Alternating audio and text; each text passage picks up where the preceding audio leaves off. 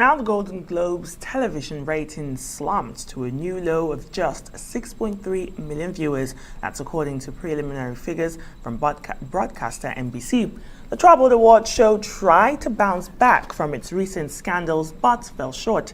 The audience on Tuesday night fell from 6.9 million in 2021, a massive drop suffered during the COVID-19 pandemic when award shows were held remotely. The Globes were not televised at all last year when NBC pulled the plug due to outrage over the lack of diversity and alleged ethical shortcomings of the Hollywood Foreign Press Association, which organizes the awards. Tuesday's ratings will add to uncertainty over the Globe's future. The Golden Globe Awards did not air last year because the Hollywood Foreign Press Association, which I won't say they were a racist organization, but they didn't have a single black member until George Floyd died. So do with that information what you will. I'm here truly because all of you, I look out into this room and I see a lot of talented people, like people that I admire, people that I would like to be like, and people that I'm jealous of, and people that are actually really incredible artists. That's Michael. And that's the show for today. Up next is the morning show to full day ahead and everything that matters. I'm Kenneth Warman. And I'm Nkechi Nana. Thanks for watching.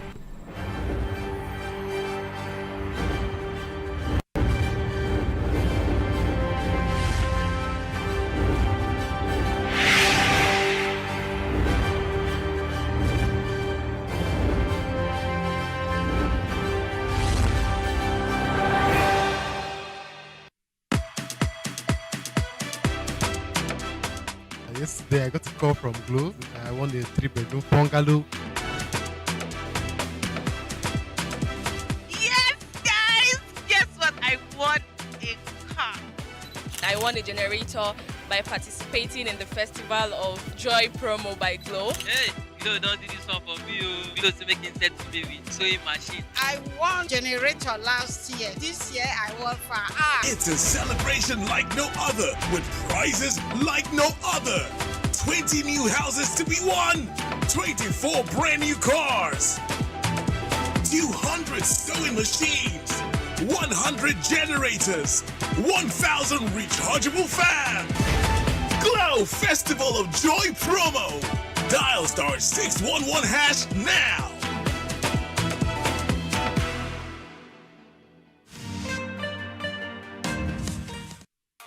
Getting together for the first time in years was a little bit awkward. Grandpa still tried to entertain us. Mom was always stealing the spotlight from the kids. It wasn't until Grandma cracked a joke That's my favorite prayer. that we got back into our groove. In this festive, DSTV is making family time even better with an upgrade. Stay connected to DSTV and we'll upgrade you to the next package for free.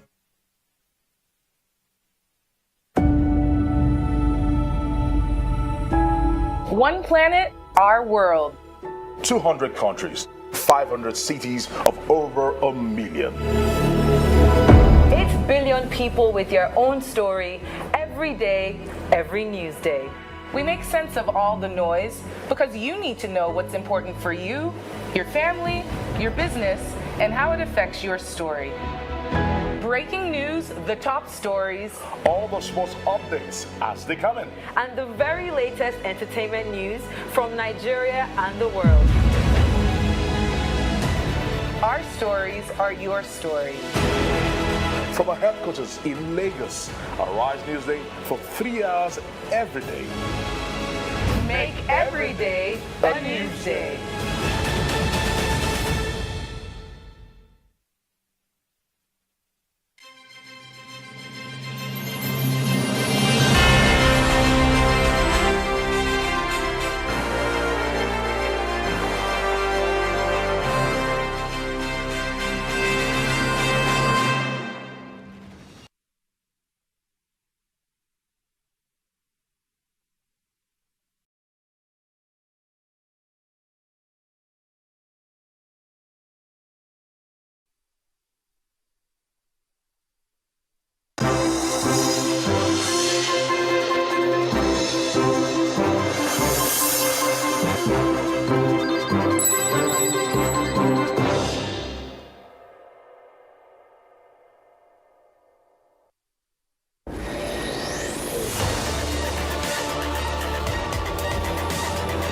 Knowledge is power. Information is currency. Trust us to tell you what you need to hear. Welcome to the program. You're with Arise News in Nigeria's capital, Abuja. Breaking news, exclusive interviews, unrivaled analysis.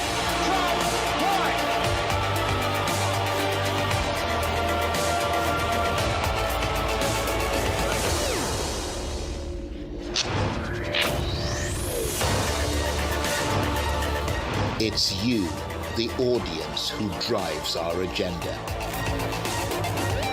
We tell the stories that inform you, the stories that are important to you, and the stories that are about you. We are not every news channel. We are Arise News.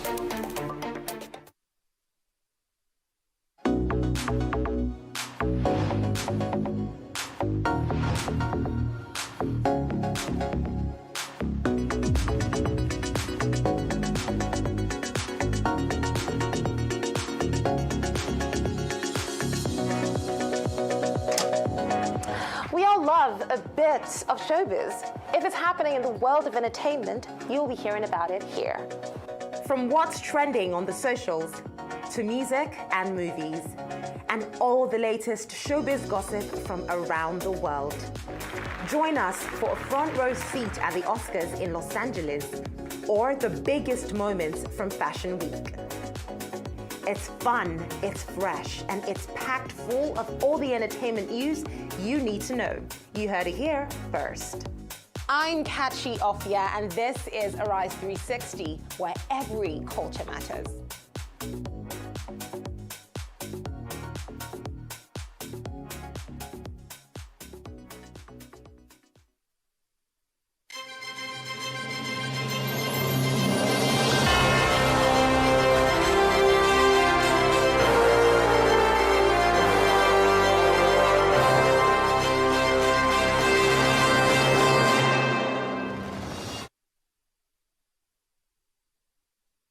All right, good morning. You're watching the morning show right here on the Rise News channel. I'm Rufai Osini.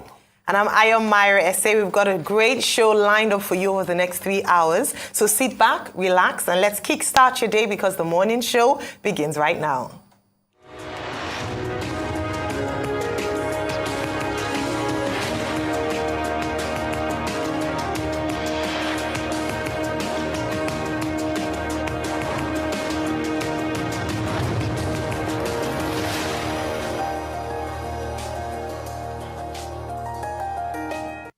The morning show right here on the Rise News channel. Amid concerns of a new COVID variant in circulation, the Federal Ministry of Health has said it will screen passengers coming into the country using rapid diagnostic test, RTD.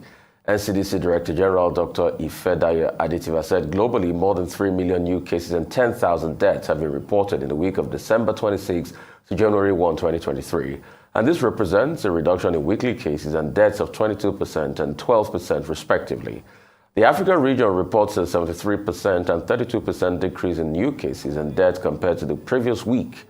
In the Americas and Western Pacific, including China, there's been a 74% and 29% increase in cases and a 49% and 35% increase in deaths, respectively. The increase in these countries, in part, is a component of the winter exacerbation of respiratory illnesses. Adetifa said the resurgence of COVID-19 in China following the relaxation of the country's COVID-0 policy and the unsurprising increase in cases of hospitalization and deaths, and also attracts concerns about possible emergence of new variants. He said the variants circulating in China are predominantly the BA.5.2 and BF.7.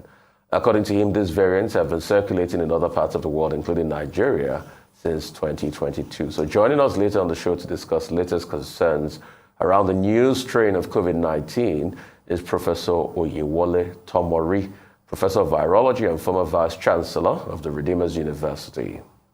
Moving things along, we shall be engaging Babatunde Iwikuria. Vice Chairman and Chief Executive Officer of the Competition and Consumer Protection Commission, FCCPC. We will be discussing ways to improve consumer experience and what his agency is doing to ensure customer safety, with the Central Bank of Nigeria commencing full implementation of its policy on cashless economy. Also, we will be speaking to Chima Christian, member of Diaspora for Good Governance. We will be discussing ways that the Independent National Electoral Commission, INEC, can improve the use of technology for the election. We'll also catch up on news making headlines across the globe. Michael Wilson will give us updates on global business outlook. We'll also review today's newspapers with Arise News analyst Emmanuel Efeni, while Oji Okpe will fill us in on what's trending around the world. It's going to be all that and a whole lot more today on The Morning Show.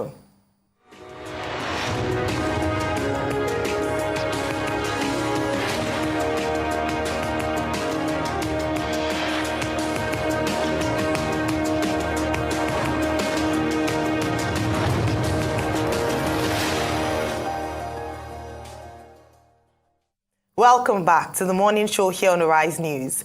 It's now time to take a look at news stories making headlines around the globe. President Muhammadu Buhari has again promised Nigerians that he would reposition the nation's economy as well as improve on security before the end of his 8-year tenure. According to him, the gains recorded in security will be further consolidated and more attention will be given to the economy before he hands over on May 29, 2023.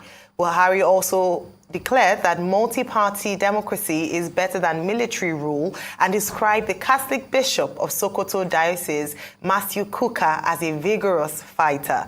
Receiving executive members of the Catholic Bishops' Conference of Nigeria, CBCN, at the State House in Abuja, Buhari, according to a statement issued by his media advisor, Mr. Femi Adesina, while commenting on the nation's economy, said creditors had full confidence in Nigeria in view of the country's capacity to utilize resources and repay loans. Buhari said the destruction of oil facilities slowed the generation of revenues, adding that the government would be harder on saboteurs.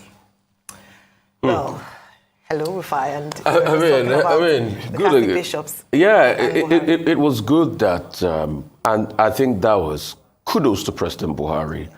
You know, it was good that we have a country where President Buhari, and anyway, I'm not in doubt of President Buhari doing that he could actually meet with Reverend Kuka and the iron issues out. There was a visit. Reverend Kuka has been a very stern critic, and which I feel criticism is key in society because it is subsidized learning.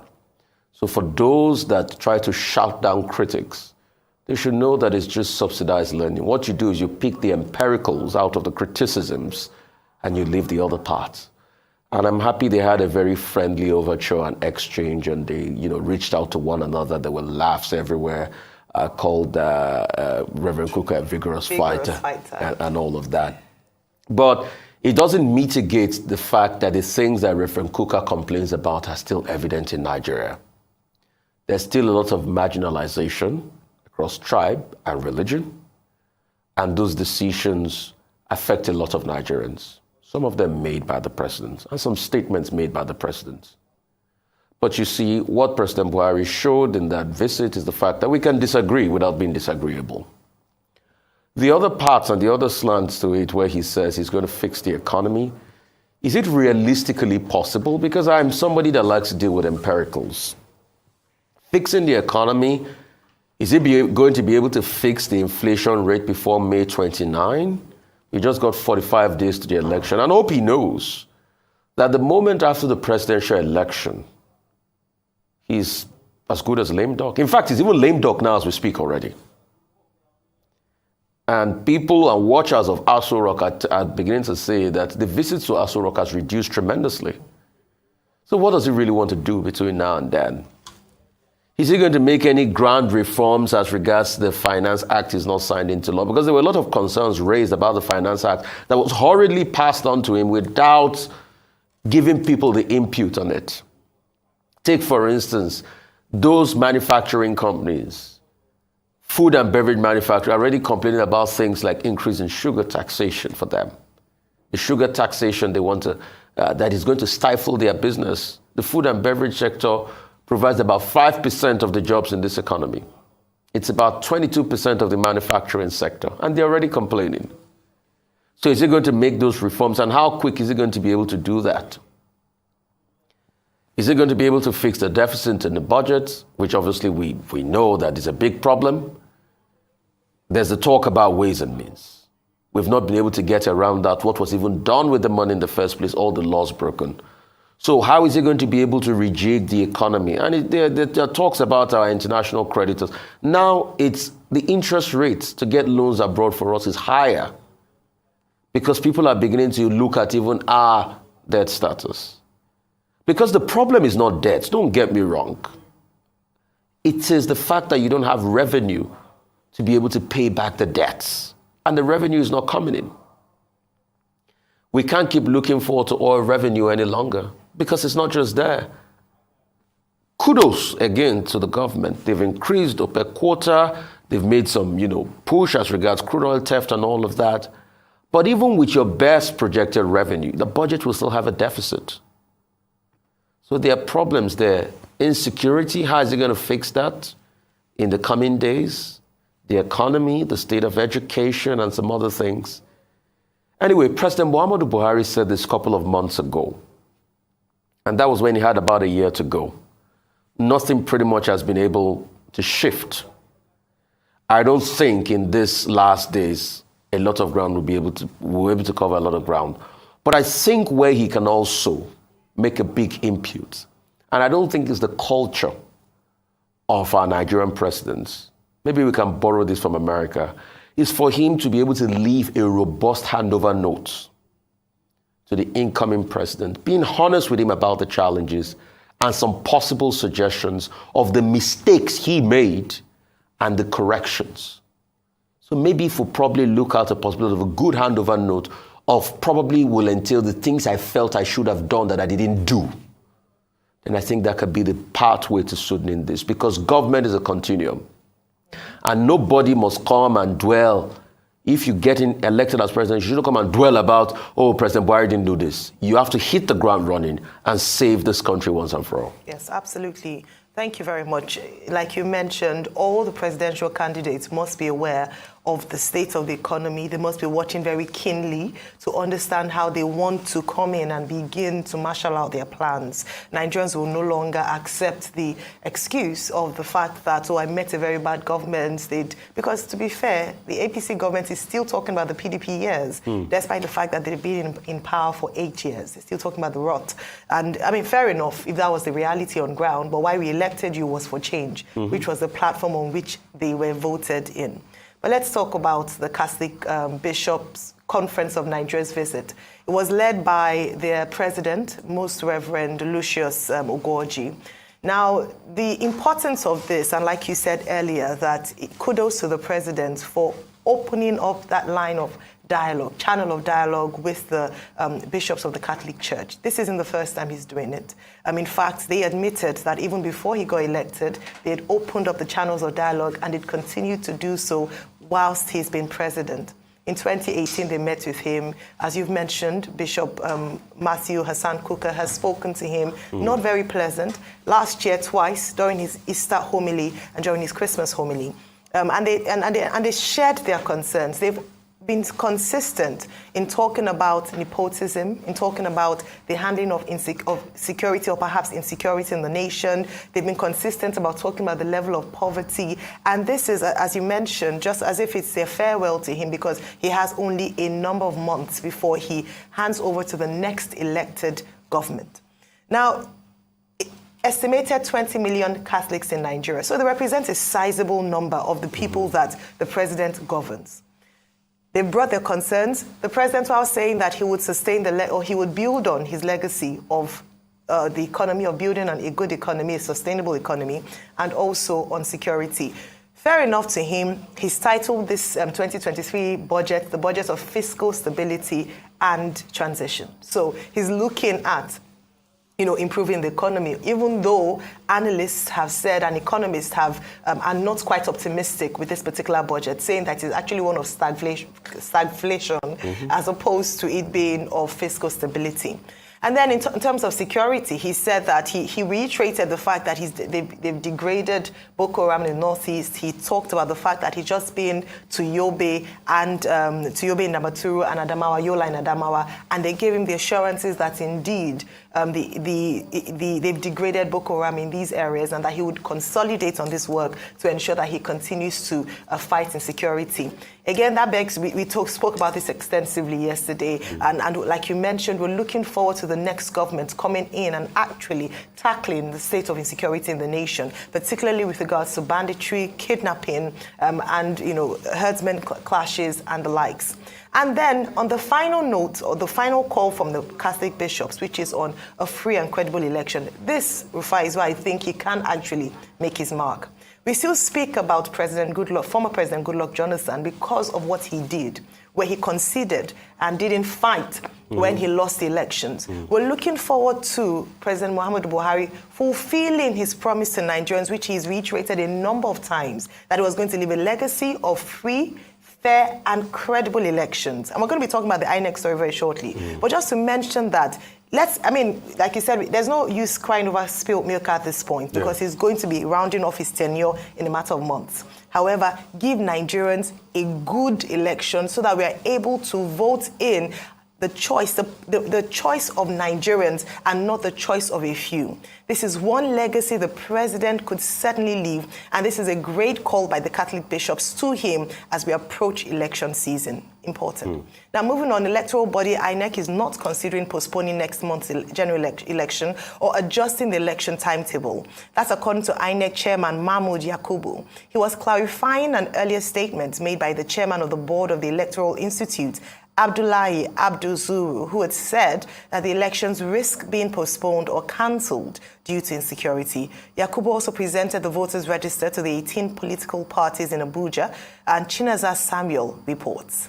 It's less than 50 days until the February 25th presidential and National Assembly elections, and the electoral body is putting measures in place to ensure a hitch-free process. While insecurity and other challenges appear to pose a threat to the successful conduct of the polls, INEC says there is no cause for alarm.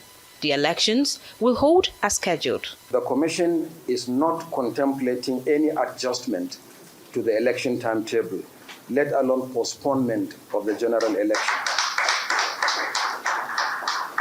For the avoidance of doubt, the presidential election and National Assembly elections will hold on Saturday, 25th February 2023, while governorship and state assembly elections will hold 2 weeks later on Saturday, 11th March 2023.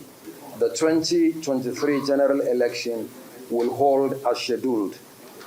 Any report to the contrary is not the official position of the Commission.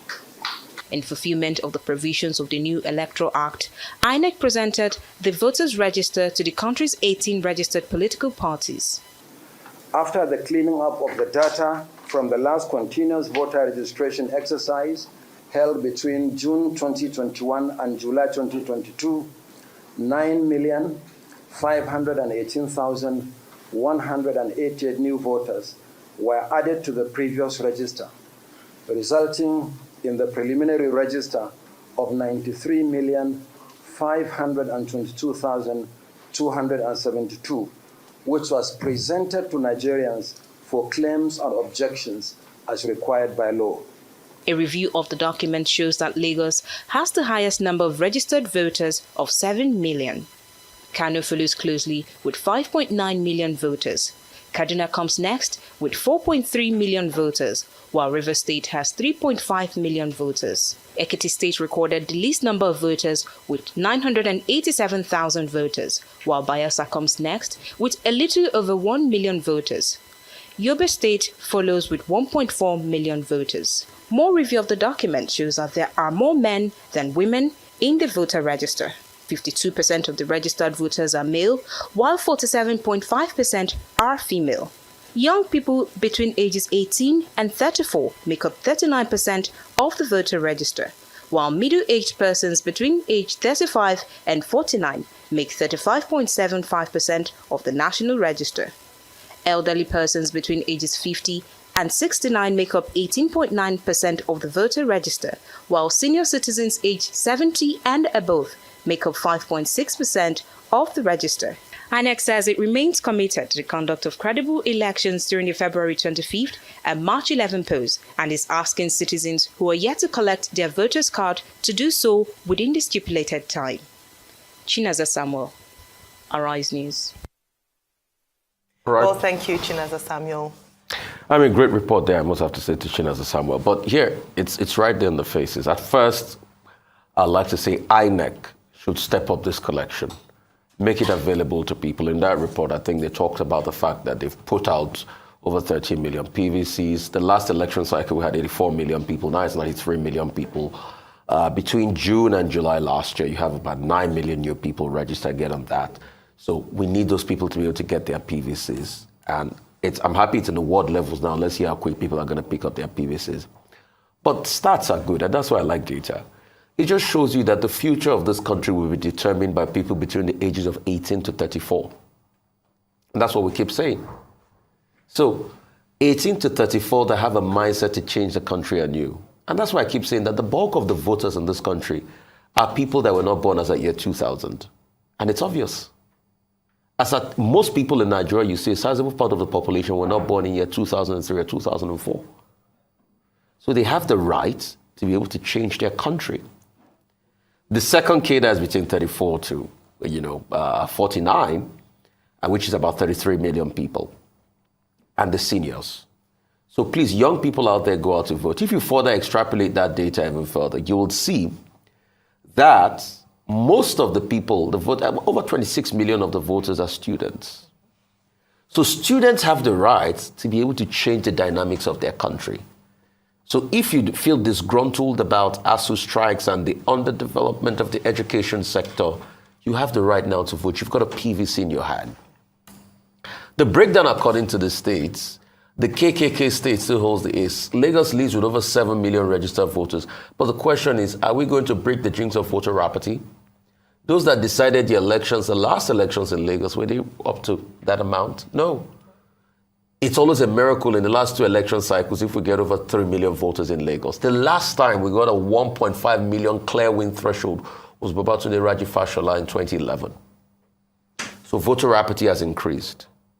But if we can get at least out of the 7 million people, 5 million people to vote, it will be a miracle. Kano, 5 million. A lot of people come out to vote. Give or take, Kano get over 3 million people or 4 million people to vote. Katsina and Kaduna. And another great entry into the number is Oyo states. But there's also a lot of voter apathy, over 3 million registered voters, but the numbers are always low, just like in Delta and Rivers. So it is incumbent on us, we've seen the data for ourselves, go out there, do everything you can to pick up your PVC. I saw some people even sleeping on the mat yesterday. Do everything you can to pick up your PVC. INEC should help people. Don't disenfranchise them so that they can get the chance to vote. But most importantly, young people. You can see that the dynamics of this country can change if only people between the ages of 18 to 34, that are 36 million, can come out to vote and do what is right for their country and all across all their age groups. And shall I shock you? Between the age of 18 to 34 lies the biggest bulk of the Japa population. So if you're running away from your country because it's not working and you are Japa-ing, then you have the capacity to be able to change that country of yours now with your vote. So hit the road, Jack. Go out there and vote.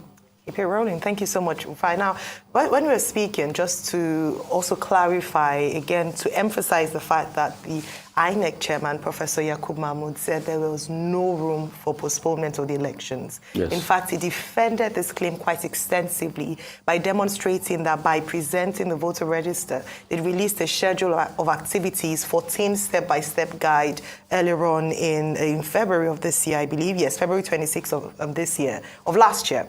And out of the 14, by presenting this register, they've implemented 11 out of the 14. So that this, yesterday, 44 days to the election, was the most in terms of readiness in recent times that INEC has been for any election, just to assure Nigerians that this election will hold, and for avoidance of doubt, February 25 for presidential and National Assembly, and March 11 for gubernatorial and State House of Assembly, and other elections. Away from that, you talk about voter apathy, Rufai, and you couldn't be more correct in terms of the fact that we see the numbers, they're impressive.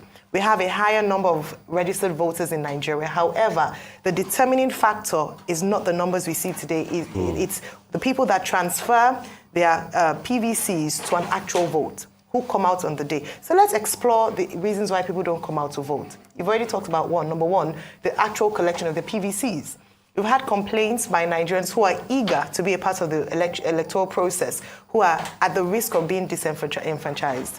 Earlier today, I was listening to residents in Okota area of Lagos State who have repeatedly talked about the challenges they've encountered in picking up their PVCs. It'd be important for INEC to address these concerns very quickly to ensure that as many Nigerians as possible are able to vote come election season.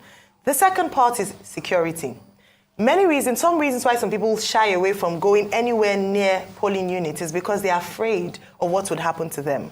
Again, during his reports, Professor Yakubu Mahmood assured Nigerians that they are working with security agencies, and we have the assurance of multiple stakeholders that they are providing adequate security for Nigerians and their votes.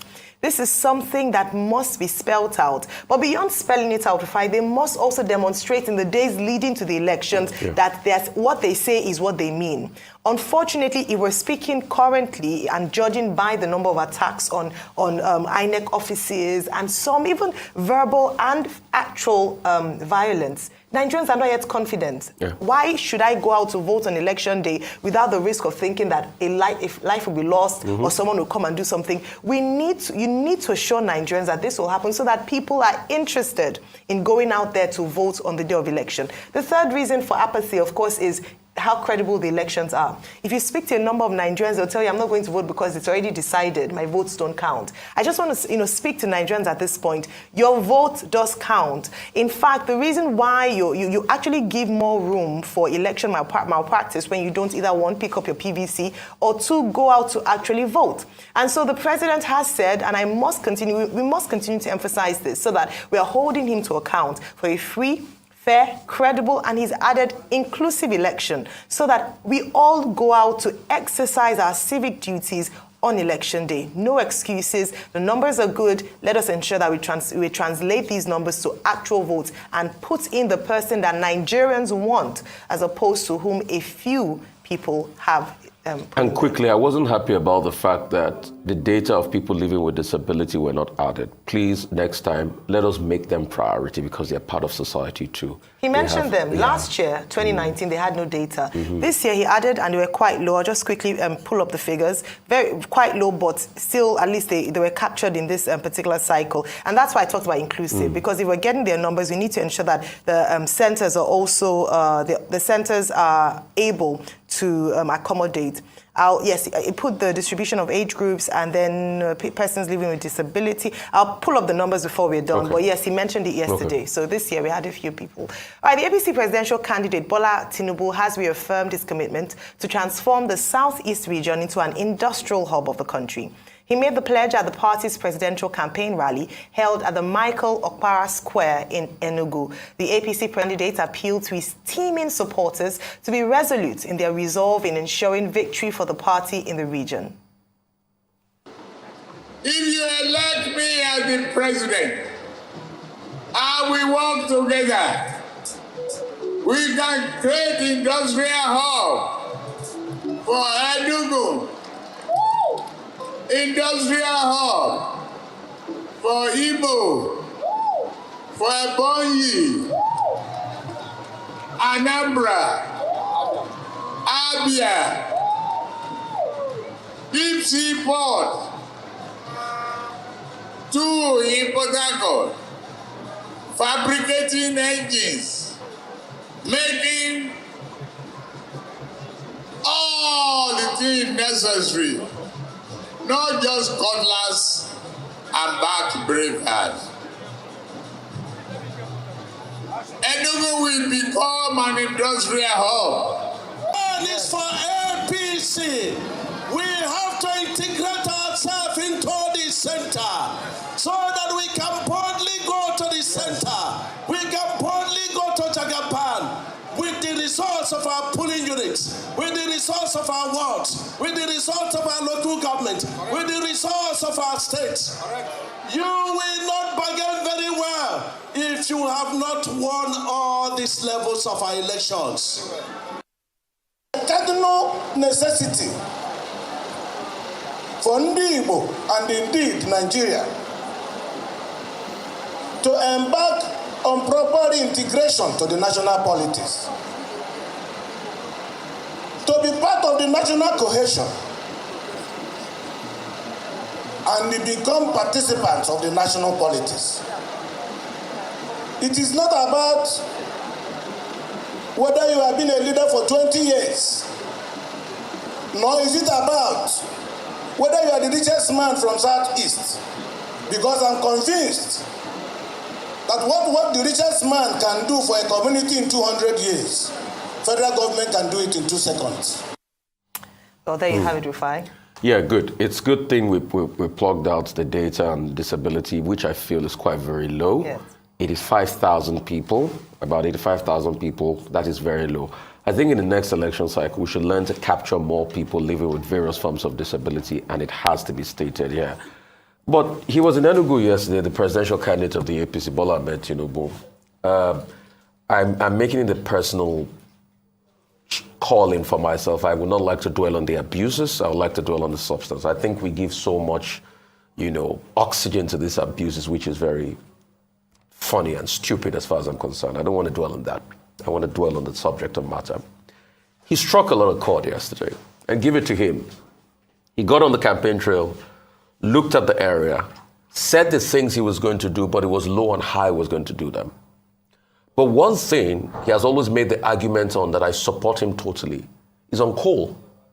And I'm happy he talked about coal again in Enugu. The last time he had the climate change talk, a lot of people kicked against him. Okay, maybe because of the, quote he used or something. But the argument he keeps making is that we cannot say we are talking about climate change and the West is burning their coal and we cannot burn our coal. The best we will do is we will get the technology to be able to burn coal in a clean way.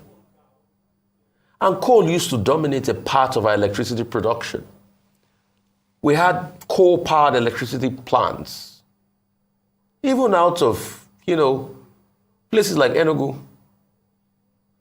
There used to be a very popular coal mine called the Kulleri Coal Mine, where the Ivor Valley Massacre happened. It was a hub for coal, the coal industry. And Enugu was known to be the coal city. I'm sure the state slogan of Enugu is still the coal city. Yeah, I was saying it's coal city. Enugu. Yes, it was the heartland of coal, and coal was used greatly for industrialization. And if he's going to awaken coal, how he's going to put the investment in it is the way forward. But most of the developed countries, and this is the politics I don't like when the West plays, most of the developed industrial countries still use coal. India is one of the largest emitters. They use a lot of coal. So why can't we use coal to be able to provide cheaper electricity and look for clean coal technology?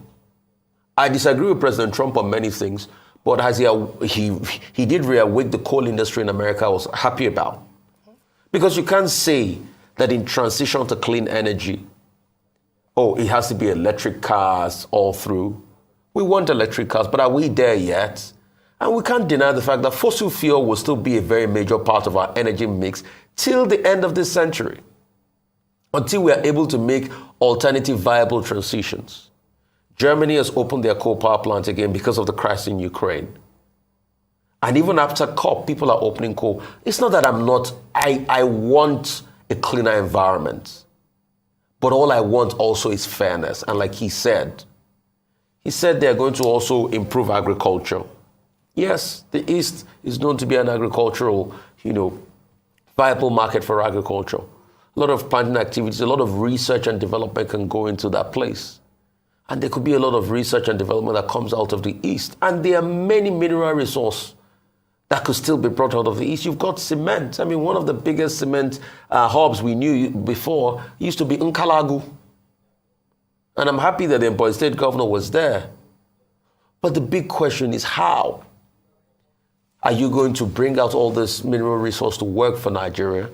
Because you know that investor confidence has waned over the years. And bringing those mineral resources out is a big challenge. The investment climate is not how it used to be.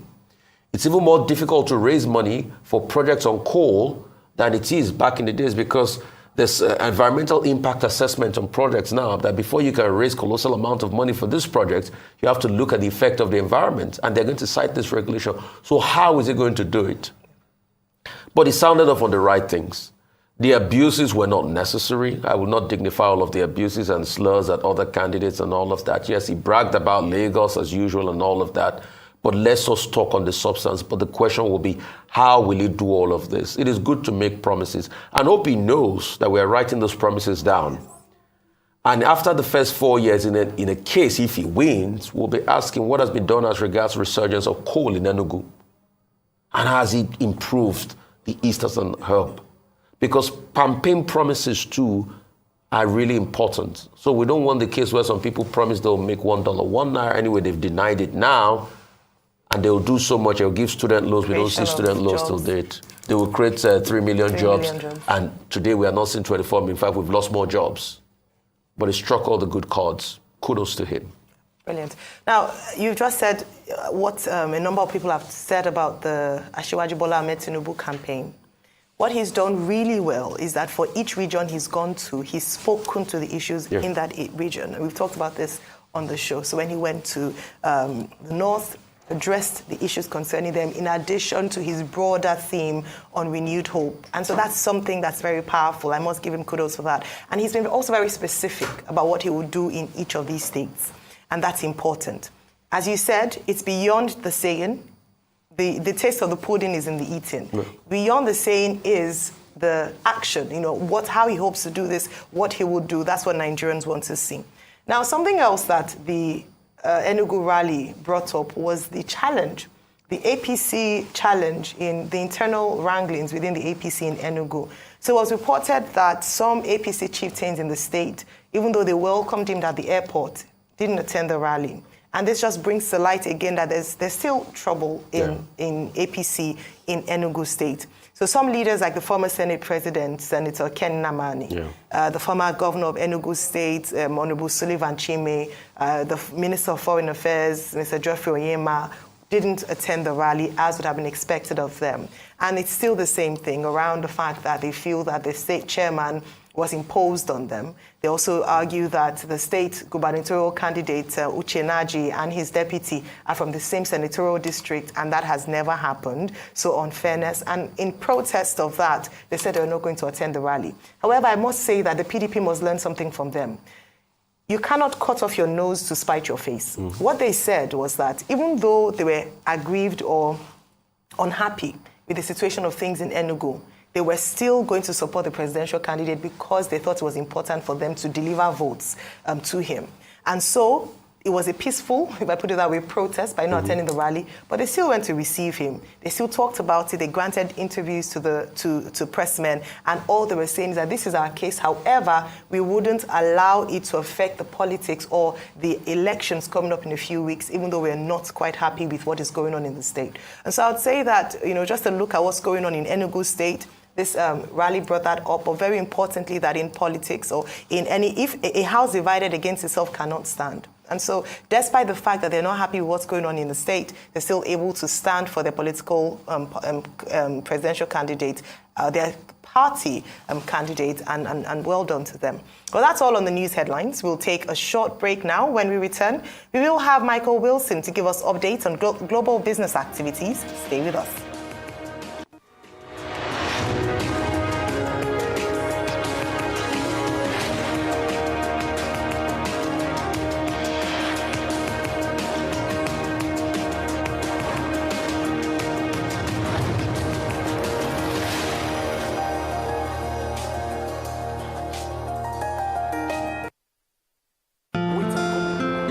I've been running my business on my own.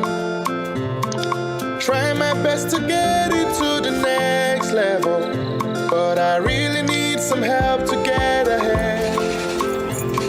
I know just what to do, I'll vote it for my loans, overdraft, step by step to my dream business, we vote. Salary earners, entrepreneurs, get your loans with no collateral. Quick sign off, zero paperwork, step by step to your dream business, we vote. By Polaris Bank. Vault is available to individuals, SMEs, and corporate customers.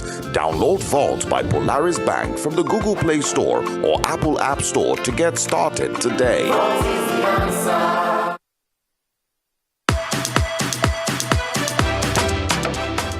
Yesterday I got a call from Globe. I won a 3-bedroom bungalow. Yes, guys! Guess what? I won a car. I won a generator by participating in the Festival of Joy promo by Glow. Hey, Glow don't do this one for me. Glow is making set to me with sewing machine. I won generator last year. This year I won for It's a celebration like no other, with prizes like no other. 20 new houses to be won, 24 brand new cars, 200 sewing machines, 100 generators, 1,000 rechargeable fans. Glow Festival of Joy promo. Dial *611# now.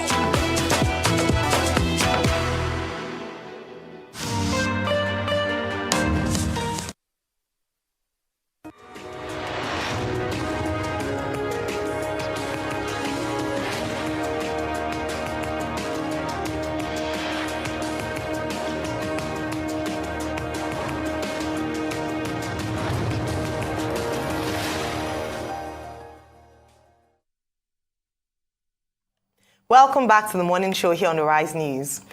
For Global Business Update, Michael Wilson joins us now from Cape Town, South Africa. Good morning, Michael.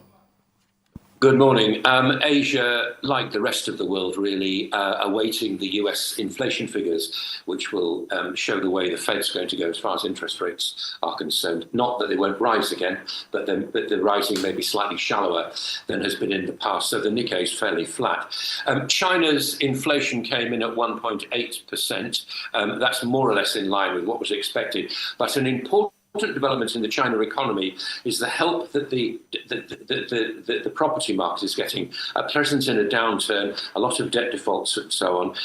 Apparently, the authorities have been encouraging banks to roll out loans and also have been backtracking on debt constraints as well. So basically, China is looking at the real estate sector, the property sector, and saying it's gone too far. We're going to see what we can do to try to revive it. That's the bottom line there. As far as the United States is concerned, again, relatively flat in front of these inflation figures. It should dip 0.1% to about 6.5% year on year. These are the figures for this will refer to the month of December.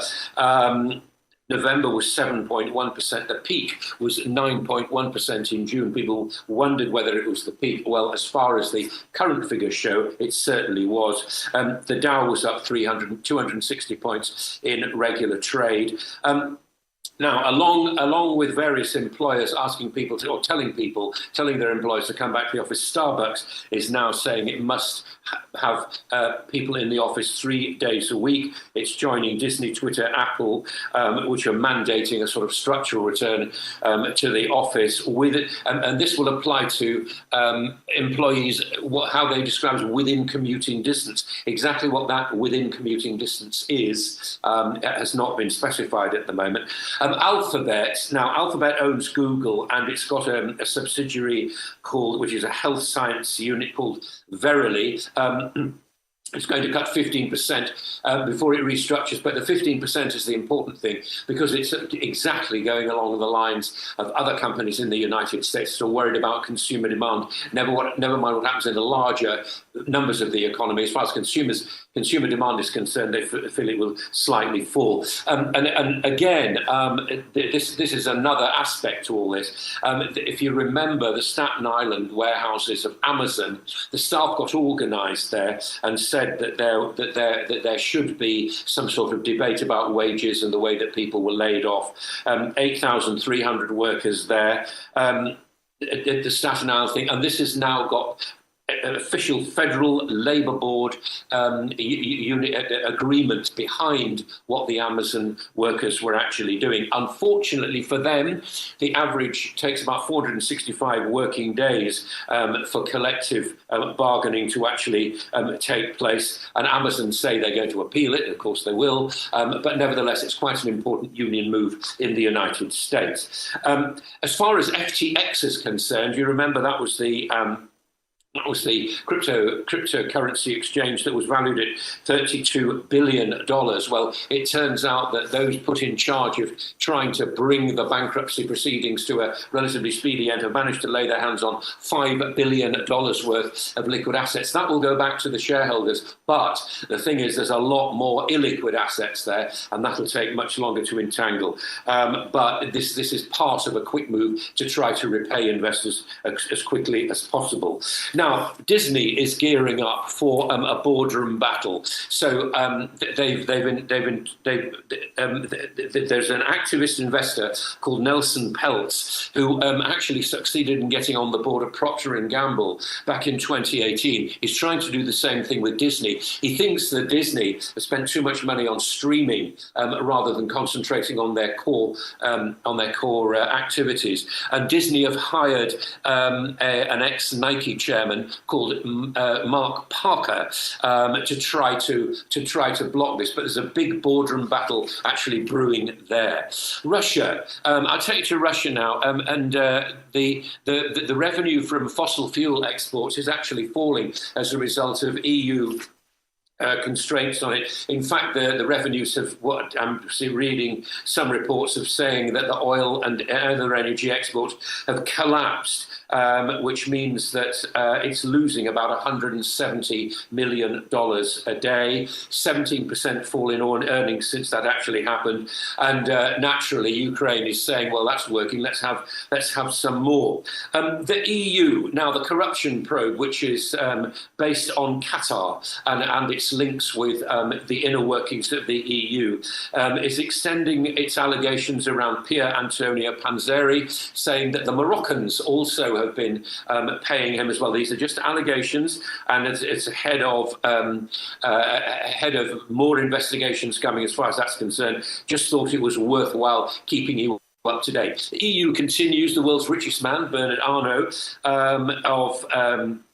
of LVMH, which is a luxury goods company, has promoted his daughter Delphine to head the fashion house Dior, and LVMH is Europe's most valuable company. It's worth $336 billion, euro rather, as we speak. And all Arnault's children are in some sort of management role. But anyway, she's going to be in charge of the fashion house Dior. You'd probably recognise it from not Dior too, but Louis Vuitton and Moet Chandon Champagne. The UK is going to revamp the benefits system. Again, it's very, very complicated. What they're trying to do is get people actually back to work by saying they can still claim invalidity and sickness benefits. And they're also going to offer tax breaks to get people back to work. This is work very much in progress, and it certainly needs to be, because new figures out show that the UK is propping up, as it's being put, the G7 as far as productivity is concerned. It's the least friendly to productivity within the G7. Italy, Canada, France, Germany, and the United States, with the highest productivity, are ahead of the UK completely, and it's performing extremely badly. That's one item which needs to be front and centre, I would have thought, on any business secretary's desk, as does the long-term unemployed. And briefly, oil. Brexit, so Brent and WTI up 2% on the day yesterday. Again, they're wondering where these inflation figures are going to go and wondering about what the rate of interest rate rises is going to be in the United States. And gold is again in a holding pattern ahead of these US inflation figures. It's flirting with $2,000 an ounce. Whether or not it'll get there, well, we may find out tomorrow or perhaps next week. That's the global view. All right, real quickly, Michael. The first thing is, why is the UK struggling to be able to eke out productivity this year? Because most of the deals that, if my memory serves me right, Chrissy Quarteng promised had not materialized then when he was business secretary. You know, most of those deals are still in limbo, and that's why you're not having that vitality in the economy. And it's just struggling with the strikes and all of that going on. It's just been problematic. Secondly, when is the back of Russia going to break? Because obviously when you look at the revenue projection for Russia, it is low. And what it means is that they will not have the resource, except if Putin has another plan to fund the war, because it's already affecting the local economy in Russia as we speak today. So when is their back going to break in all of this? As far as Russia's concerned, I would have thought fairly soon, but we won't hear the truth because you have Russia's oil minister immediately saying this morning, on the back of the figures I've just given you, saying we're having no problem in selling oil to the world and also to those countries that we are allowing to take it. So there are two sorts of narratives coming out. There's the one from outside Russia and the one from inside Russia. And Russia is not, as far as I can tell, going to admit defeat on that. The facts, well, I don't think we're going to hear about the facts for quite a long time. It's just like China. It's very, very difficult to triangulate what's actually going on in the economy and how that oil and how those energy, the crimp in energy exports is affecting the economy. I suspect it probably is. But until they themselves come out with the figures and telling us that's actually happening, who knows? Productivity. Let's just be clear what productivity is. Productivity is not growth. Productivity is the output per worker, the improvement in that. That's what's happening. It's a very, very difficult thing to achieve. Very few countries actually achieve it. The United States is slightly ahead of G7, but productivity is something which has not been around in this country, or rather in the UK, for a very long time. And it's something which most of the G7 countries actually struggle with. If you're going to have shorter working weeks as you are in France, what does that mean for productivity? Does that mean that overall productivity falls? I suppose it does. Does it mean overall growth falls? Yes, it does. It most certainly will mean that. But what is the output per worker? That's the most important thing. And that's something which very, very few countries manage to increase on, unless they're cracking the whip, of course. All right, so talking about Amazon and the US and Staten Island losing their bid to overturn the historic labor union, it's interesting that since Chris Small's galvanizing or starting the labor union in Amazon last year in April, it has grown, and other Amazon warehouses are actually also considering joining the unions. Indeed, even though you've said, as you rightly guessed, that, or probably guessed right, that Amazon is going to appeal this, and projections are saying that the Labour Board is probably going to be sympathetic to the staff members of Amazon and probably uphold this ruling. What is the impact for other Amazon warehouses in terms of them joining the unions and then changing the trajectory of work or labor laws and the way that staff members are treated at Amazon warehouses in the US? Beyond that, also coming back to LVMH, congratulations to Delphine Arnault, who's taken over reins from her dad as appointed her head. She was executive vice president since 2013, and it's not just nepotism, because it said that she made record sales during her tenure as executive vice president. Also, we see that Inditex, owners of Zara, Massimo Dutti, also a few years back made his daughter chairman. And then Prada boss has said that in 2 years he will be handing over reins to his son. So we see a succession plan across these big brands. I'd like you to get your view on this. I think that it's a very, very strong brand, and how could it possibly go wrong? Everybody fights for front row seats at the Dior fashion show. I mean, what else? All she can do is mess it up, basically, can't she? I mean, that's unfortunately, because it's such a strong brand, and everybody now wants luxury products. I mean, there is a big diversity or diversion or divergence, I suppose is the correct word, in customer performance and customer wants at the moment. And the very rich, I was talking yesterday or the day before about Rolls-Royce cars and Bentleys, and the more expensive they are, the more people want them. And I think the same, it's the old perfume thing, you know, isn't it? If you really actually sold the perfume for what it's physically worth and what it actually costs the company to make, nobody would buy it because it would be so cheap. People think it's cheap perfume. The same goes with Dior. You cannot mess. All she can do is mess it up. I cannot see. I mean, it's what a great job to have. I wouldn't mind that job myself, would you? The other thing about Amazon is it takes Amazon will appeal. There's no question about that. They will definitely appeal the Staten Island ruling. How will it go across the 18,000 people that are going to be laid off from Amazon, and how will it affect it? Amazon will say very strongly that all they're doing is reacting to consumers who don't necessarily want to buy as much as they did. I suspect that'll fall on deaf ears as far as the unions are concerned, but it will be a long, drawn-out process. But it's clearly important that Staten Island has been something which the Federal Labour Board has actually recognised as being a proper, in their eyes at least, a proper worker movement which has grown up within Amazon. And I suspect Amazon will have to deal with this, but it will take a long time. These kind of things always do. Well, thank you very much, Michael Wilson. We'll take a short break now. When we return here on the morning show, we will be going on to speaking to Professor Oyewole Tomori, Professor of Virology and former Vice Chancellor of Redeemers University. Stay with us.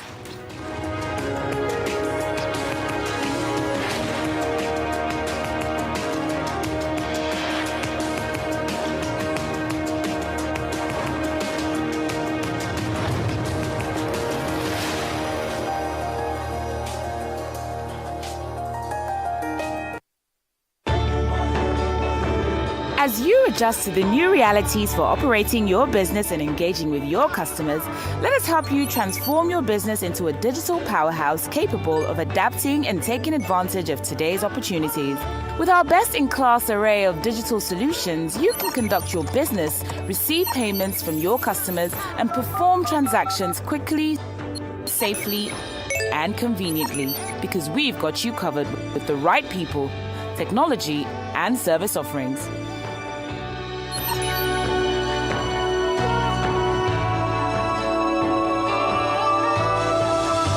Contact us today and let us take your business to its zenith. Zenith Bank, in your best interest.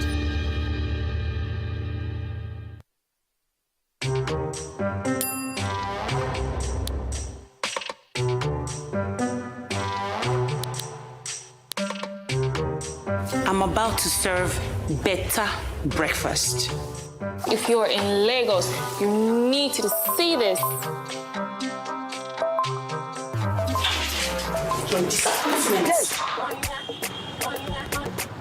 I'm not just streaming content, I'm just escaping traffic.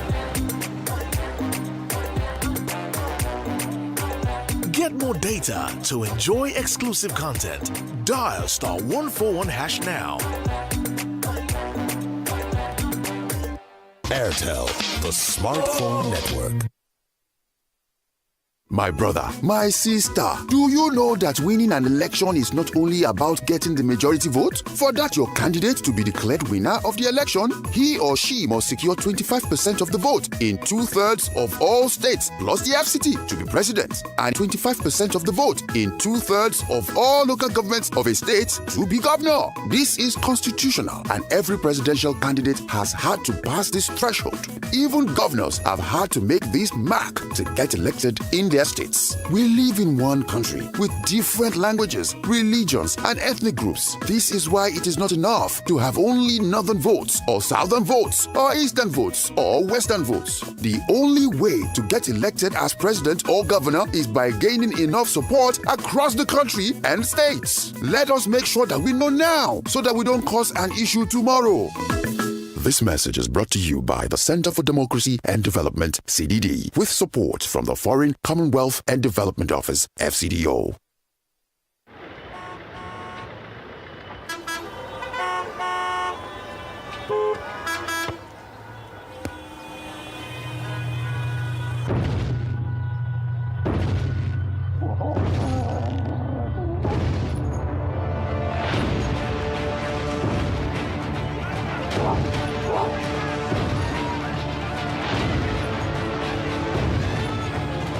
Set to take the African continent and the world by storm.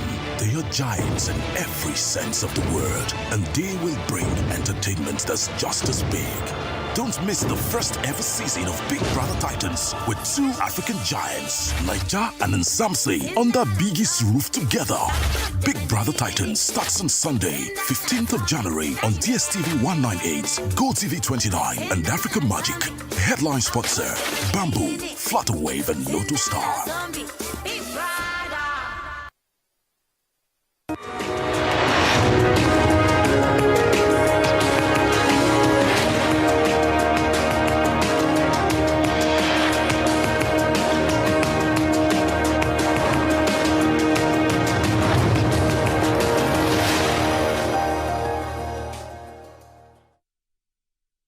Welcome back to the morning show right here on the Rise News channel. Nigeria is on alert amid global concerns over the new strain of COVID-19 as the Nigerian Center for Disease Control, NCDC, at a press conference in Abuja, said over 663 million confirmed cases and over 6.7 million deaths have been reported globally. NCDC Director General Dr. Ifedayo Adetifa said globally more than 3 million new cases and 10,000 deaths have been reported in the week of December 26, 2022 to January 1, 2023. This represents a reduction in weekly cases and deaths of 22% and 12% respectively. However, the Federal Ministry of Health has said it will screen passengers coming into the country using rapid diagnostic tests, RTDs. Joining us now on the morning show to discuss the latest concerns around the new strain of COVID-19 is Professor Oyewale Tomori, Professor of Virology and former Vice Chancellor of Redeemers University. Welcome to the show, Prof. Good to see you again. Happy New Year after a long break, and great to see you're doing well. Thank you very much. I'll just ask you, Prof, what should we be doing now in Nigeria? Because we're seeing the pictures everywhere, the mass burials in China. What should we be doing now in Nigeria? First thing we should be doing, and thank you very much, best of New Year to you. First thing we should be doing is give us current data about what is happening. I had you read what NCDC said. They're giving you the figure of 1st of January. The world is giving you the figure of yesterday. We are giving the figure of last week in 2022. Give us the current data. We don't know. That's number one. Secondly, 21 countries have already taken some form of action against travel for travelers coming in from China. And they vary from anything like you must have your negative test before you come. You must wear your mask if you are inside the plane when you're coming. The crew that is coming in with the crew must be fully vaccinated. They are testing people, even after you got a negative. They are testing people on arrival. And not only that, any positive, they are sequencing those ones. Some countries have even gone to the point of testing the wastewater that arrives with the plane. I guess in our own country, we pour the wastewater on the tarmac or throw it at the bush by the side of the airport. Those are the things everybody is doing. People are on the alert. They are taking action.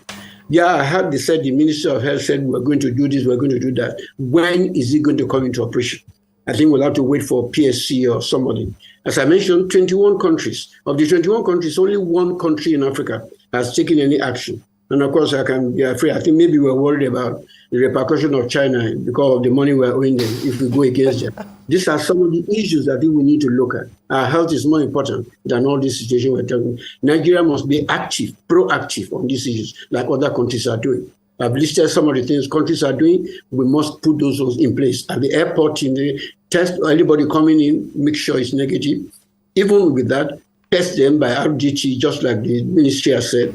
Not only that, sequence the positive that you get and make sure that you understand what it is. And all the people coming into the country, monitor those who are negative. Those are the things we should be doing right now. Well, sir, thank you, Professor Tomori. Now, yesterday when the Minister of Health, Mr. Sage Ehanire, was speaking, he also spoke about the fact that over 76 million Nigerians had received their first dose of the COVID vaccine, whilst about 64 had been fully vaccinated. What role does the vaccine play when we talk about resurgence of COVID-19? Does this prevent, he said it's precautionary or it's preventatory, it would prevent. How strong are these claims? Yeah, again, first of all, it's just one dose is not enough. People have gotten the second dose. They're also getting the booster dose. We should be looking at what percentage of our people have received the booster dose, not one dose, not two doses, but those who have received the booster dose. I'm sure it's less than 50%. So the first thing the vaccine does is that even if the virus comes into the country, people who are vaccinated are protected from infection, from having the disease. I'm not saying protected from infection. You can still get infected, but the vaccine will protect you from getting the disease. That's what the vaccine, and that's why it is essential that we must get as many of our people vaccinated. Not just one dose, not two doses, but also with the booster dose. So the government should be telling us how many of those who have received the booster doses. So quoting figures of 7 million, 74 million one dose doesn't solve our problem. The others, one dose, you're still vulnerable to the infection. Okay. What's your read now as regards the NCDC? It looks as though things have shut down. We've put COVID behind us, and that's why we're not getting those real-time data again. People are still getting infected and all of that, and we're still having the challenges with COVID, but we don't see that sense of urgency any longer. But even when we had the COVID, what was the sense of urgency in the country? We are not that urgent about important things in this country, so let's not say that. I mean, we have only reverted back to normalcy by not hearing from NCDC or federal government regularly. Since when did they talk about COVID? No, I mean, this was more like 3-4 months ago. It's only when things rose up in China that we're now hearing things. Even then, when other countries are doing this. And I think, like I used to tell our colleagues in NCDC, stop focusing on controlling. Focus on coordinating. And by that, I mean, Nigeria has enough resources in different parts, sequencing machine in different laboratories and all those kind of things. Coordinate those activities, not control. What we are getting in many of the situations is that when everything goes to NCDC, I don't think they have enough capability. They need assistance with other labs. And I said 7-8 other laboratories in this country are sequencing. Let's make use of that. That's what South Africa is doing. They are coordinating and making use of all their resources. We can't put everything, all our egg in one basket. And that's where we are today. If we're making full use of the centers in Kano, Sokoto, or not those places, Ibadan, I mean Lagos, or not those, if we're making full use of their sequencing capacity, we'll be able to tell you today whether the variant has entered Nigeria or not. Nigeria can't tell you what has entered Nigeria because we're behind in sequencing. Yet we have the resources to do that. So that's why I keep saying coordinate the disease surveillance in this country, not control it. They can't even control it. Government can't control disease. It depends on the public to control any epidemic that is coming up. The most important person in disease control is the individual and the people, not the government. Like I used to say, COVID can kill me, but it cannot kill my government because somebody will replace whoever is killed in the government. Let's talk about this new COVID variant, XBB 1.5, popularly called Kraken variant. WHO has described it as the most transmissible variant, mutating variant, and that because of how fast it spreads. Now, in recent times, I know it is Harmattan season, change in weather. We've had complaints of people with very bad flu. We've had cold. In fact, I think in this office alone, I can't count the number of people and people that we know. And I'm sure that people who are watching know 1 or 2 people who have been plagued with a flu recently. The federal government has said it hasn't come into Nigeria yet. But you've mentioned here that data isn't yet even sufficient or accurate enough. But I'd like you to first of all speak about the variant and what people should watch out for. Thank you very much. You mentioned the issue of flu and variant and all that. In other countries, their system is good enough to separate flu from COVID because the labs are working efficiently. So when you come in, they can diagnose that what you have is flu, what you have is COVID. We don't have that in the country. That's the first point. Now, the good thing so far that we may say about this is that it spreads very fast, but there's no real evidence whether how severe it is. However, because China is not giving us information, we don't really know what is happening in China. So we don't know how severe this disease is. If you notice, China has placed embargo on giving data, which is, I think, is unfortunate. So we don't really know yet, but we know it spreads very fast by the evidence that we've seen in other countries.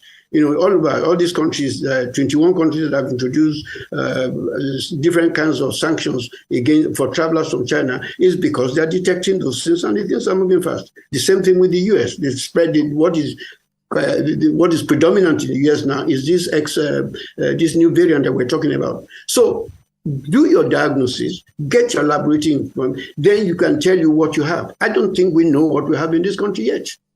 So it's a disease, it's a variant that spreads very fast, but we don't have any full evidence about how severe it is. Prof, if I get you correctly, are you saying now that all that amazing, brilliant work the likes of Professor Happy did do has been put to waste? Because I thought we were on top of this. I thought we were pushing some work out with sequencing. I thought we were ahead of the curve, like they say in COVID terms before, with sequencing. So what is up now with the likes of Professor Happy's work? Is it that everything has been forgotten? You remember I used the word coordinating. I said we need a body to coordinate all these activities. I will tell you some stories about Chris Happy's position. The center is in Redeemers University, which is a private university. And my country will not touch a private university because the government is handling it. But we forget that even the center there that is in Redeemers University was set up with federal government loan from the World Bank. So we're cutting our nose to spite our face by not using all these facilities. By somebody somewhere, who is in charge or who was in charge, deciding that all of the activities about sequencing must be done by Nigeria Center for Disease Control. They are not capable of doing all that for the country. And that's why we have these different centers. So that's why I said NCDC should coordinate the activities of sequencing, not control it. And that's where we have the problem. These centers are there. You remember it was the Happy Center that did the first sequencing in Africa, not just in Nigeria when this came out. So why are we not making use of it? Over 20 countries are using the facilities in Ede outside of Nigeria. Because it's a WHO center for diseases. So countries in West Africa, as far back as Botswana, are making use of the facilities. But we are not making use of it because it's a private university. Can you believe such nonsense? That's what is happening to us in the country. And that's why I keep saying NCDC is to coordinate, not control.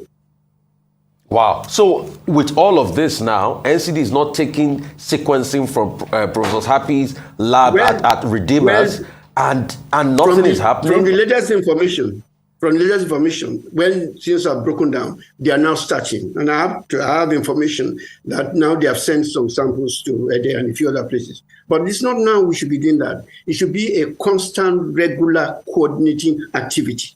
Collaborating, coordinating. We are not doing that. And some of our states are sending their samples outside the country because of this lack of coordination. So let's be frank with ourselves.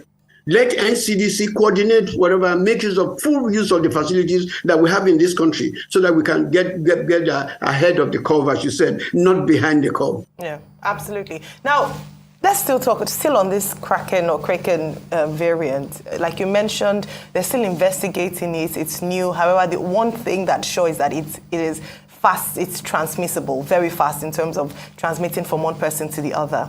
Something else they're postulating is that perhaps it's also resistance to immunity, so that even for those who have been vaccinated, they're still catching, they're still able to to contract this virus. What's your take on this? And then I'd like you to also speak, because to be fair, despite the federal government's statement on this, Nigerians are getting worried because like Rufai mentioned, we're reading the news, we're seeing what's happening in South Africa, the United States, United Kingdom, China. We know how much people come in and out of the country. The federal government recently relaxed COVID restrictions, like you talked about earlier on, face masks. So Nigerians are concerned. Can you please share with us, so what are some of the, number one, this thing about it resisting even immunity?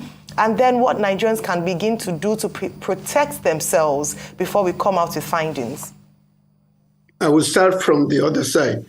Nigeria should be worried, and it is the right thing. But it's not just worrying alone.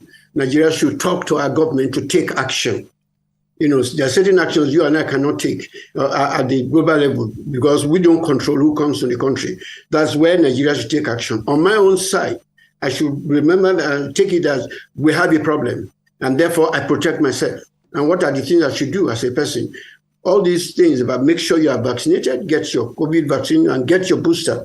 Make sure that when you go into a crowd, you wear your mask. You continue to wear your mask. All the interventions that were mentioned, washing your hand, keeping a distance, I will still go ahead and do it, particularly for people, older people like us who have comorbidities. It is in our interest to keep on wearing a mask when we go out into public places, wash our hand, keep the distance and do all that. That's on your own personal side you can do. Now back to the question about vaccines and infection. I think there's a big mistake a lot of people make. Vaccines protect you from getting disease, but not from getting infection. I think the point I'm trying to say, anytime you go out, you don't know who has the disease, and because this virus comes in through the respiratory route, I breathe in, I breathe out. So the virus can get into my body, I can actually get infected, but I will not get the disease because my body is protected already with the vaccine. So vaccinate yourself. Don't worry about this thing. So you can limit the transmission of infection by, as I said, wear your mask, keep all those things, the interventions that pharmaceutical interventions that have been done.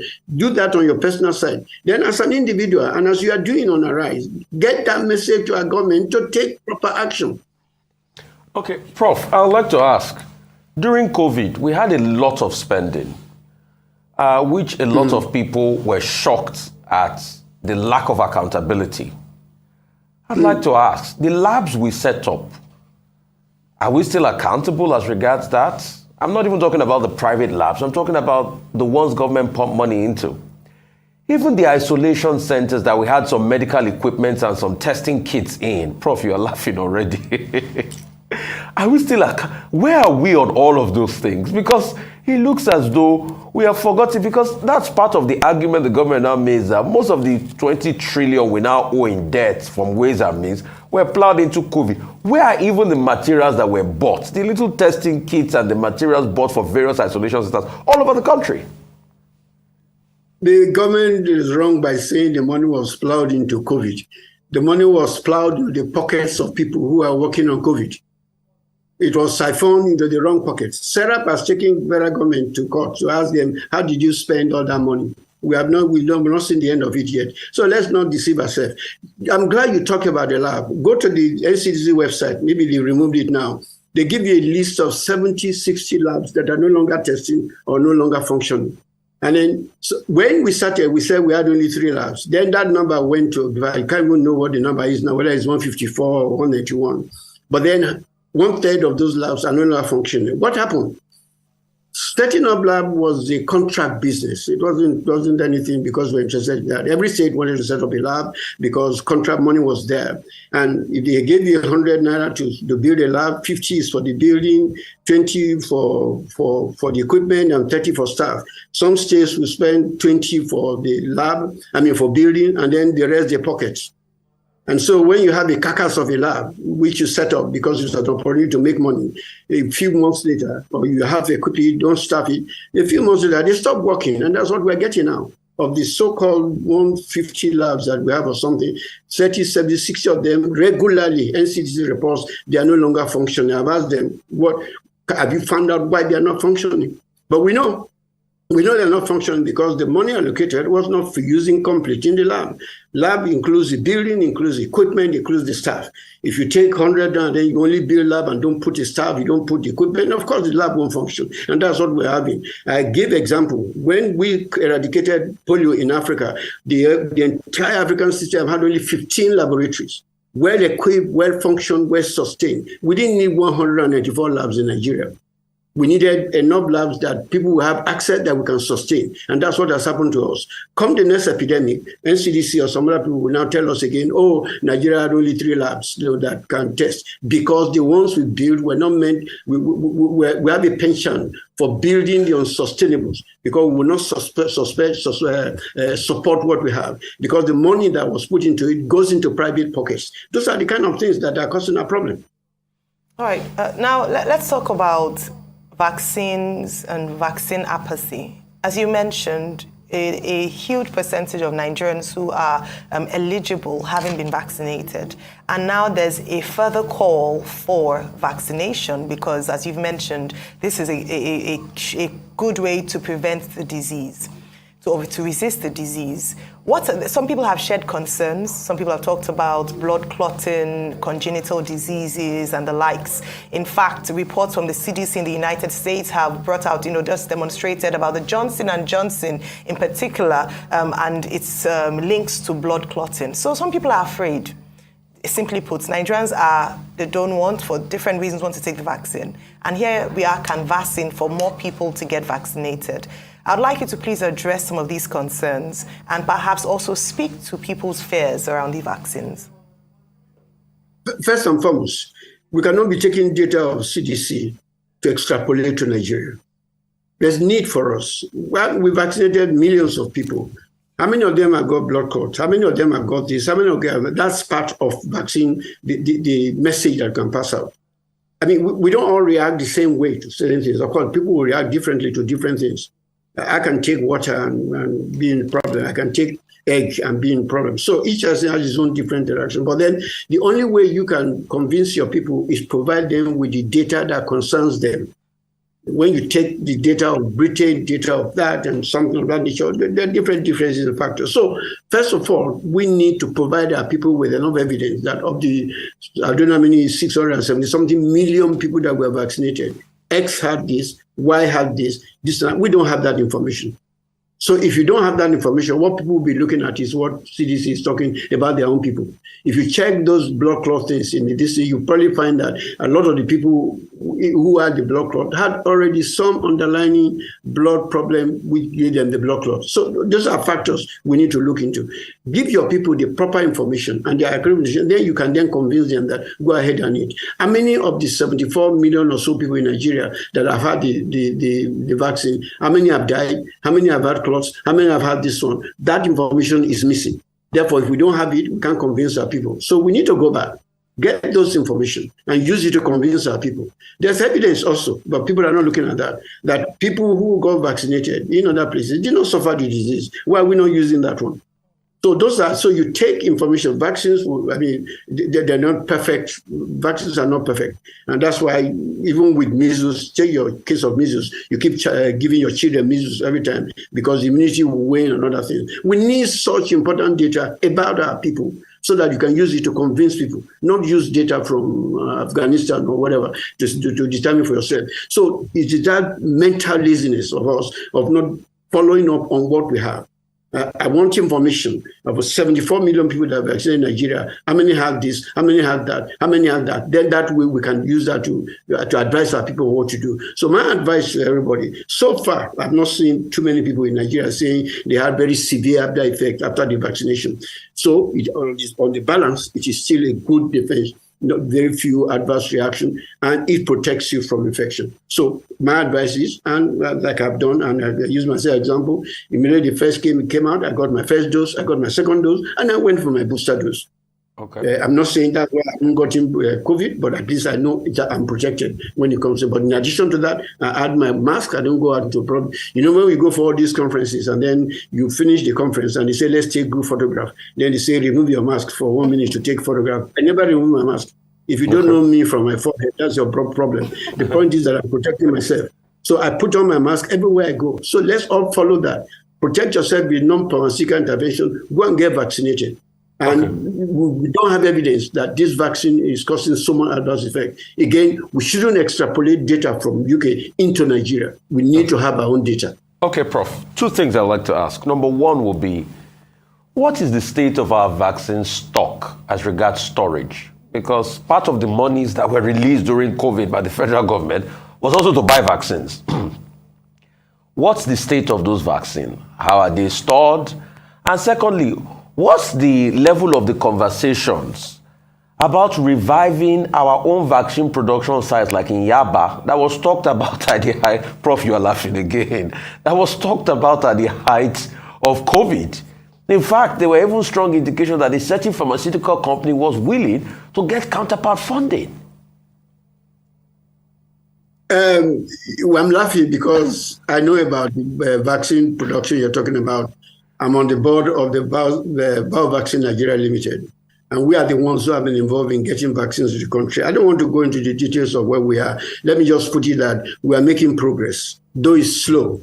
To even reach where we are, the company should be congratulated, having to deal with the different bureaucracies that occur in Nigeria, having to deal with the different interested parties who are interested in other things, not production of vaccine. So I don't want to go into Is it money they were interested in, sir? Sorry? Is it money? Because you said other things. We'd like to know the other things. Yeah, I mean, if your self-interest overrides the national interest, that's what I'm talking about. We have a lot of people who are involved whose self-interest overrode our national interest, and those are the stumbling blocks to our progress. But we're making progress. And it is who survives at the end, whether those with self-interest or those with national interest. But I want to tell you, those of us with national interest will overcome those of our Nigerians who are there for their self-interest. For the sake of our people, for the sake of our country. We shouldn't be where we are. Our country has been producing a vaccine before, so it is nothing new. It's nothing impossible. We've done it before, we can do it again. And we must continue that relentless fight against all those who are against our national interest. We must overcome their self-interest so that Nigeria can take its rightful position. So as for BVNL, we're making progress. Very slow, but we're making progress. And the only solution is never to relent on making sure that the national interest overrides the self-interest. That's number one. The other question you were asking... The other question is, the vaccine bought by the federal government, what's even the level of storage? What is going on? What's the vaccine stock now as we speak? Unfortunately, you and I, we are ignorant because we don't get information. You'll have to search. Some of the information I'm providing for you about Center for Disease Control was to go to their website and analyze it as if I'm working there. And that's the only way I can tell you some of the things I'm saying. And when this information was given to me, I'm going to talk to them. I contacted a lot of people. What's the state of our vaccine? What route do we have? What they say? Yes, action is going on. As for the issue of what is the storage, I think the right person to go and ask is the MPCDA. They have all the information, and then they'll be able to tell us what is stage, what is happening. I know. Yeah, evidence shows that a lot of vaccines came in. But then you remember, if the people are not using the vaccine, they will expire soon. So all these are factors we need to take into consideration so that, ensure that when the vaccines arrive, we ensure that we get our people to make use of it before they expire. You remember sometime in the early days, we had to destroy about 1 million doses of vaccines that were expiring. Things have improved now. But I don't know how well they have improved. So for more detailed information, I hope you invite the MPCDA. Let them come in and tell us the full details. Oh, well, it would be great to definitely have them speak to us. But, just before we let you go, I'd like you to speak to, you've talked about personal responsibility with regards to responding to this new COVID variant. How about a national response? So you've famously talked about even the president and leaders leading by example in terms of our travel, imposition of travel restrictions. Some countries have gone for a total ban of flights from China. Some have just restricted or asked for tests. What are some of the things or what recommendations would you give to the federal government now as a national response to this new variant? Well, to be fair to the Ministry of Health, they have actually made one point. They said, I'm told they will still start testing those who are arriving by the rapid diagnostic tests, but when that will take into operation, we don't know yet. But at least they've moved a step forward, and I thought that it was necessary to test people who are coming from China.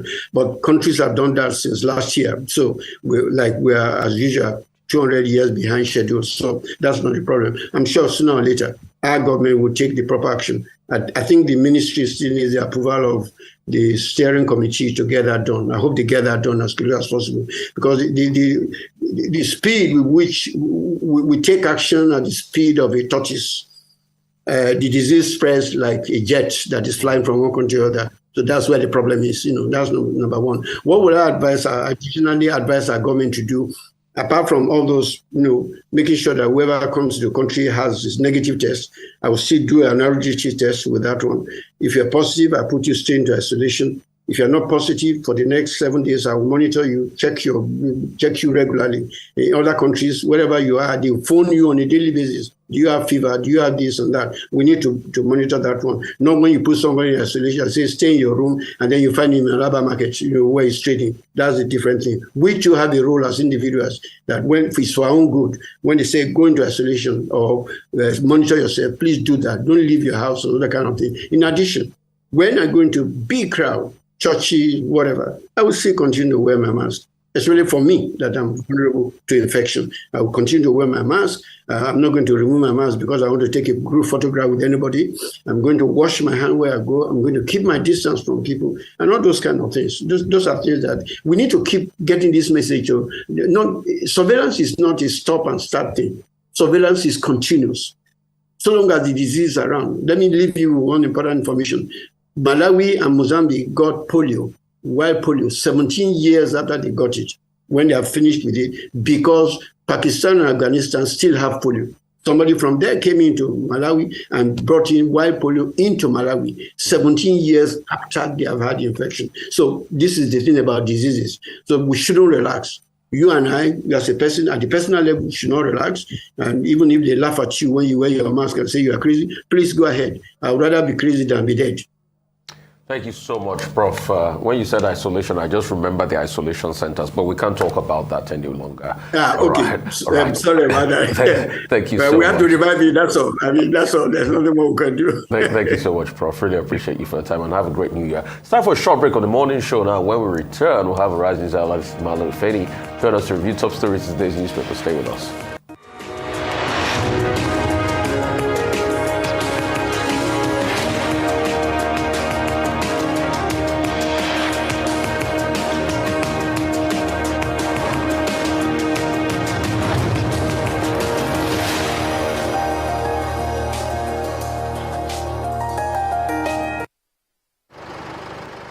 Emergencies happen when you least expect them to. It gets worse when you are cash-strapped. No need to despair. First Advance has you covered. You can get that urgent cash right now on First Advance. With First Advance, salary earners can get up to 50% of their salary. No hassles. As long as you earn a monthly salary and your salary account has been active for at least 2 months. It doesn't matter if you run a salary account with First Bank or any other bank. Just dial *894*11# or simply dial *894# on your mobile phone. What's more, when you open a First Bank salary account, you can enjoy 0 charges and free debit card issuance. Download the First mobile app on Play Store or App Store today. Log in to experience First Bank digital banking. Select loans, select First Advance, and follow the prompts to receive your loan. Don't let that urgent need get the best of you. Get First Advance now. It's as simple as dialing *894*11#. First Advance. Fast, convenient, secure. You first. First Bank. Lagos has amassed more wealth than any other state in the country to be the most comfortable city to live in. Now Lagos is earning 51 billion naira every month. But even with all that money, this is the Lagos you have now. Bad roads filled with potholes, poor drainage system resulting in floods during rainy season, incessant traffic congestions, increased environmental pollution, poor healthcare system, large-scale child begging, poor security and increased crime rate, impunity of state government officials, lack of clean drinking water, poor transportation system. After years of empty promises, Lagos is now rated as the second worst city to live in the world. How long shall we continue like this? Lagos is not working. We want our Lagos back. Vote Dr. Abdulaziz Olajide Adediran Jandor as governor of Lagos State. Chafueko, fight for Lagos. PDP, power to the people. This na Emeka. He like to dey keep money for her. As CBN deadline don dey near so. This one na wise Emeka. As he don hear say deadline dey near, he wan carry money go deposit for the right place with Access Bank.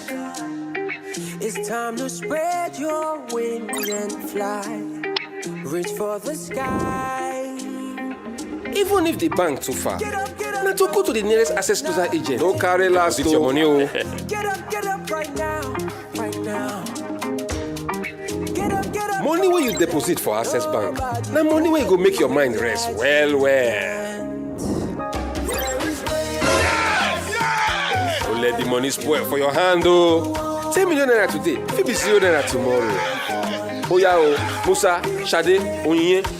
Carry your money go Access Bank or Access Closer agent when near you.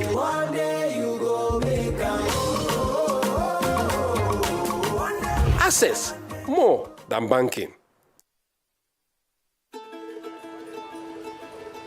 A reflection of the Nigerian never say die spirit. They never stay down. You're always thinking of how to improve. You're always thinking of how to move forward. My name is Emmanuel Ahimieho. I've been a civil engineer for 18 years. I'm the project manager of Abajana-Kaba Road. The Abajana-Kaba Road is 43 kilometers built completely of concrete pavement. We started work on December 2016. I remember when we came here, it was virtually lifeless. We're building a road that we know will need very minimal maintenance. It's a road that we don't need to rush back to in 5 years, trying to carry out major maintenance work. We don't need to import anything that we need on the road. They are all locally available materials. All the cement we use on this road is from Dangote Cement Factory, which is the largest cement factory in Africa.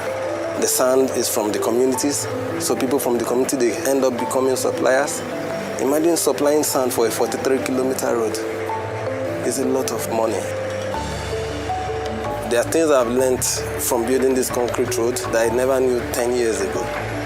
And to be able to lead those people to achieve something worthwhile, something that is of value to them, to the community, to people who have never met us. And I am positive that the road will outlast most of the people who are building the road.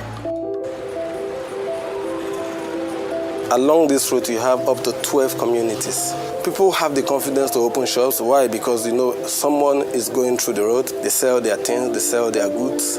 That is more money for them. We have a number of eateries now, and you want to buy foods along the road, you get fresh food, not food that are preserved. No, you get fresh food. So it is good for us, and it's good for the community too. The road is a lot more safer now for everybody, including Halima, including other travelers. So they have better road, lesser crime, shorter journey times, so a lot of advantages.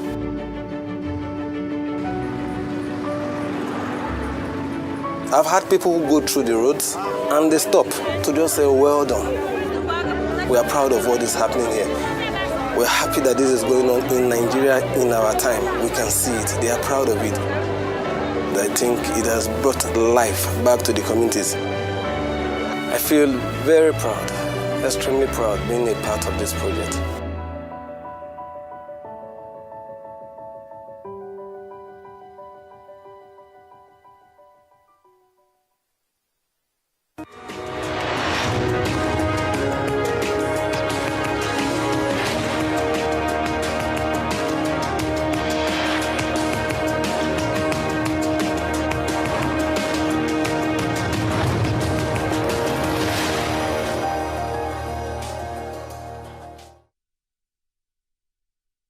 Right, welcome back to the morning show right here on the Rise News channel. We've got the review of some headlines in today's newspaper from around the world. We've got a Rise News analyst, Emmanuel Efeni. Great Malabite. I'm not a Malabite, but I have to say, I just have to say that. Great Malabite. Good morning, Rufai. Good morning, Ayo. Good morning. Yes, Good morning. Let's start the review with this day. Nigeria's newspaper of record, the lead story. With 43 days to go, INEC vows election to hold as scheduled.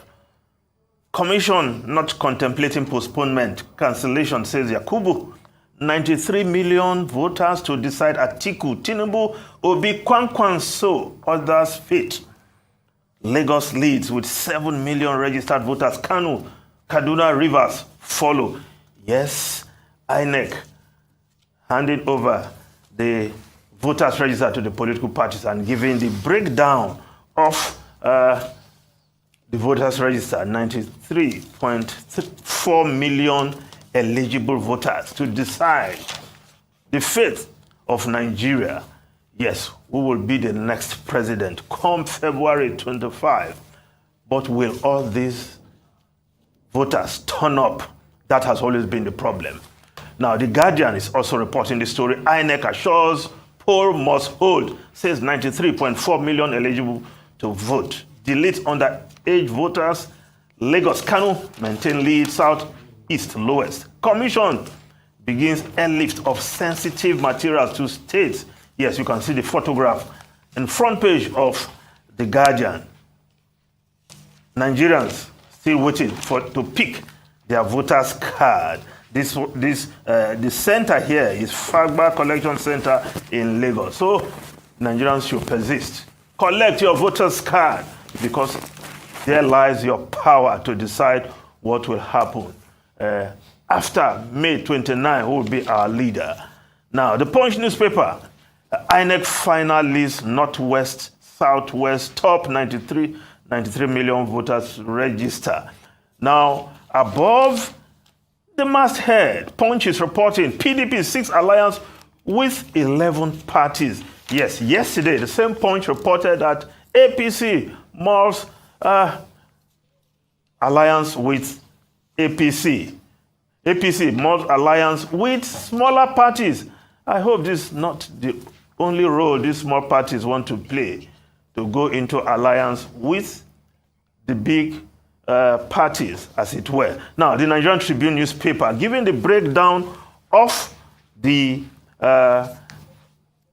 registered voters. Present voter registration, 93,496,008. To political parties, male, 49 million and 54,162. That's 52%, 52.5% of voters are male, while 47.5% female youths. That is ages between 18 and 34. That's 37,060,399. That's 39.65% of voters are youths within the youth bracket. So the youth should have a say, but will they come out to vote? Yeah, the photograph in the front page of the Nigerian Tribune, Ogeye floating market in Delta, is a novelty because riverine communities deserve modern facilities, and the governor of Delta State, Ifeanyi Okowa, has made that possible. And yes, somebody said I don't commission market, but this is a market with a difference. A floating market in the middle of a river for riverine communities. And that was commissioned by the chairman of the PDP, Iyoshe Ayu, the Oluofori Ogiame Atuwashe III, in attendance, and of course, the traditional ruler of an Ijaw community there, also there at the commissioning. Now, the Vanguard newspaper polls 93.47 million voters to participate. Now, the Daily Trust newspaper, I will just keep the lead story. Kebbi adoption. Parents selling properties to pay 100 million naira ransom. And this, we're talking about girls that were abducted 20 months ago. Students of Federal Government College, Birnin Yauri in Kebbi State. So these girls were under the custody of the federal government, in Federal Government College. They kidnapped. They are still, 11 of them are still in captivity. Of course, ages between 12 and 16 years. 20 months, they are still in captivity. President Buhari, I hope he takes note. Of course, we also have one student of Bethel Baptist High School, Kujama, still in captivity. Of course, we know that some Chibok girls still in captivity. Ila Charibo still in captivity.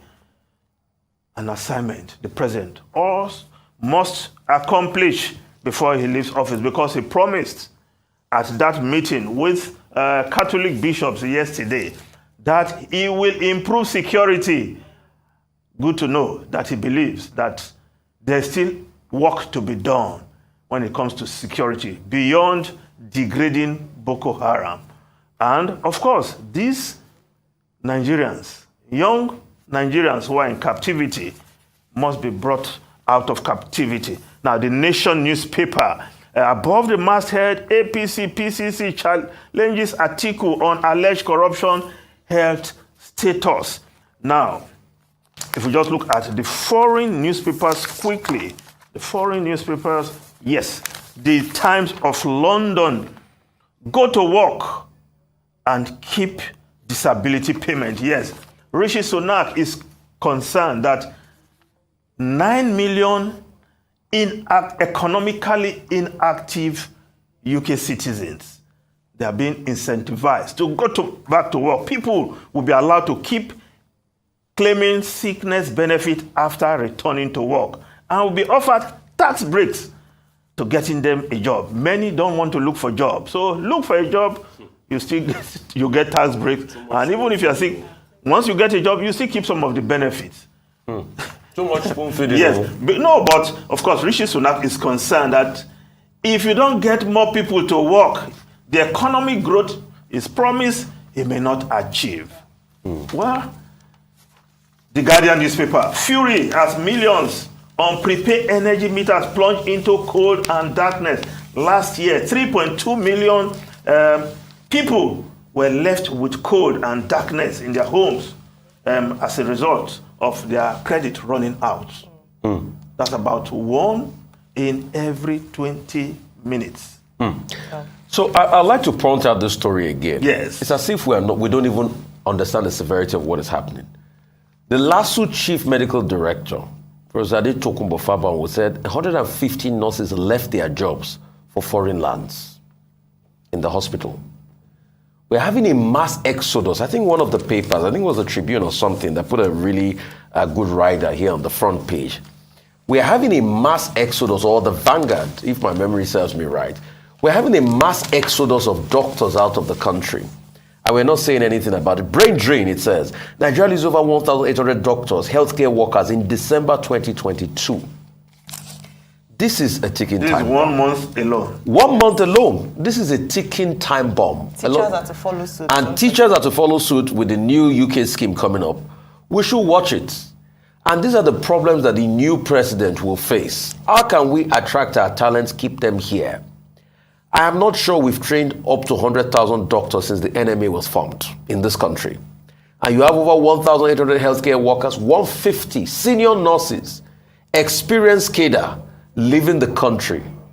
As well as other medical personnel. Other medical personnel. Lab technicians. And there's an impending strike coming on too by doctors. Still the same challenges coming up. We should watch all of this. And real quickly going to home, because this concerns me. And you know, isn't it funny that, and that's the diversity of Nigeria. Me, a Yoruba man, is saying cocoa is home for me, because some part of me too comes from cocoa in Delta. There's been another explosion in cocoa. There's been a chemical plant around there. The stories are varied as regards cocoa, but I say that particularly because when it comes to chemical and cocoa, I get iffy. If you remember what happened in the late 80s, I think 88 or 87, with the cocoa chemical incident. I mean, the toxic dump. The toxic dump in cocoa. So for an Italian firm, that really hit home for me. I just hope everybody out there is safe in cocoa, where not local government area. Yeah. Well, just to say that some have food but cannot eat, some can eat but have no food. The UK, they are begging them to go to work. Nigeria, we are begging to get some work. They are being incentivized to go and look for a job. Well, thank you very much, Mr. Emmanuel Feni. We'll take a short break now, and when we return, we shall be talking to Chima Christian, member of Diaspora for Good Governance. Stay with us.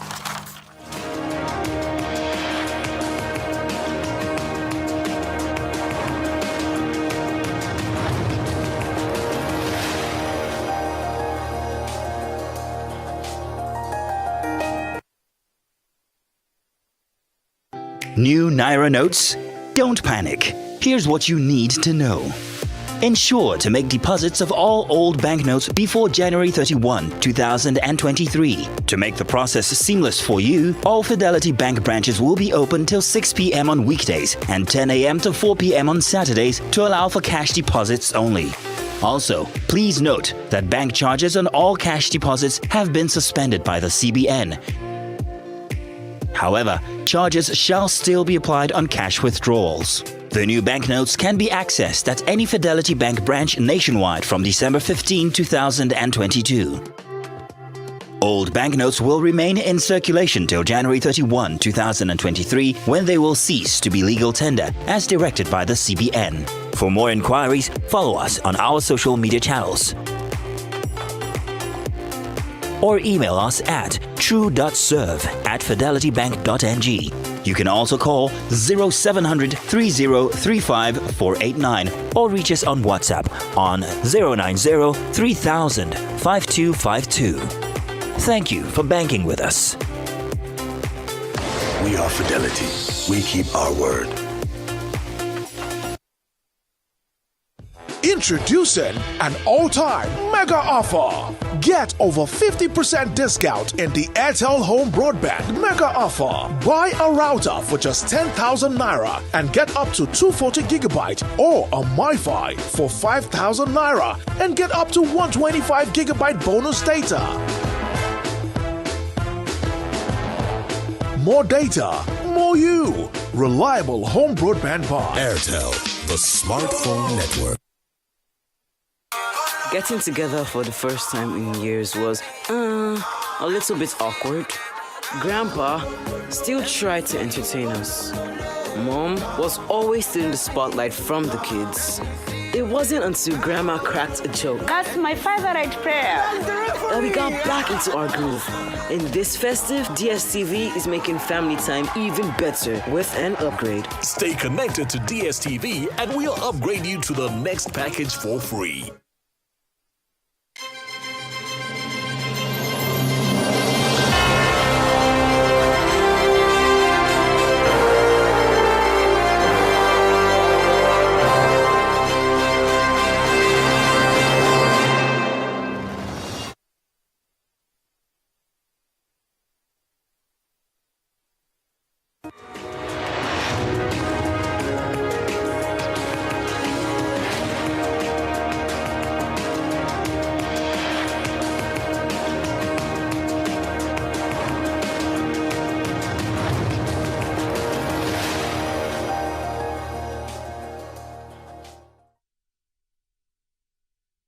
Welcome back to the morning show here on Arise News. As we approach the 2023 elections, a not-for-profit organization, Diasporas for Good Governance, is calling on INEC to subject its voting systems and equipment to multi-stakeholders audit and integrity test. The group is drawing the attention of Nigerians to certain organizational and operational challenges that may impact the outcome and credibility of the 2023 elections.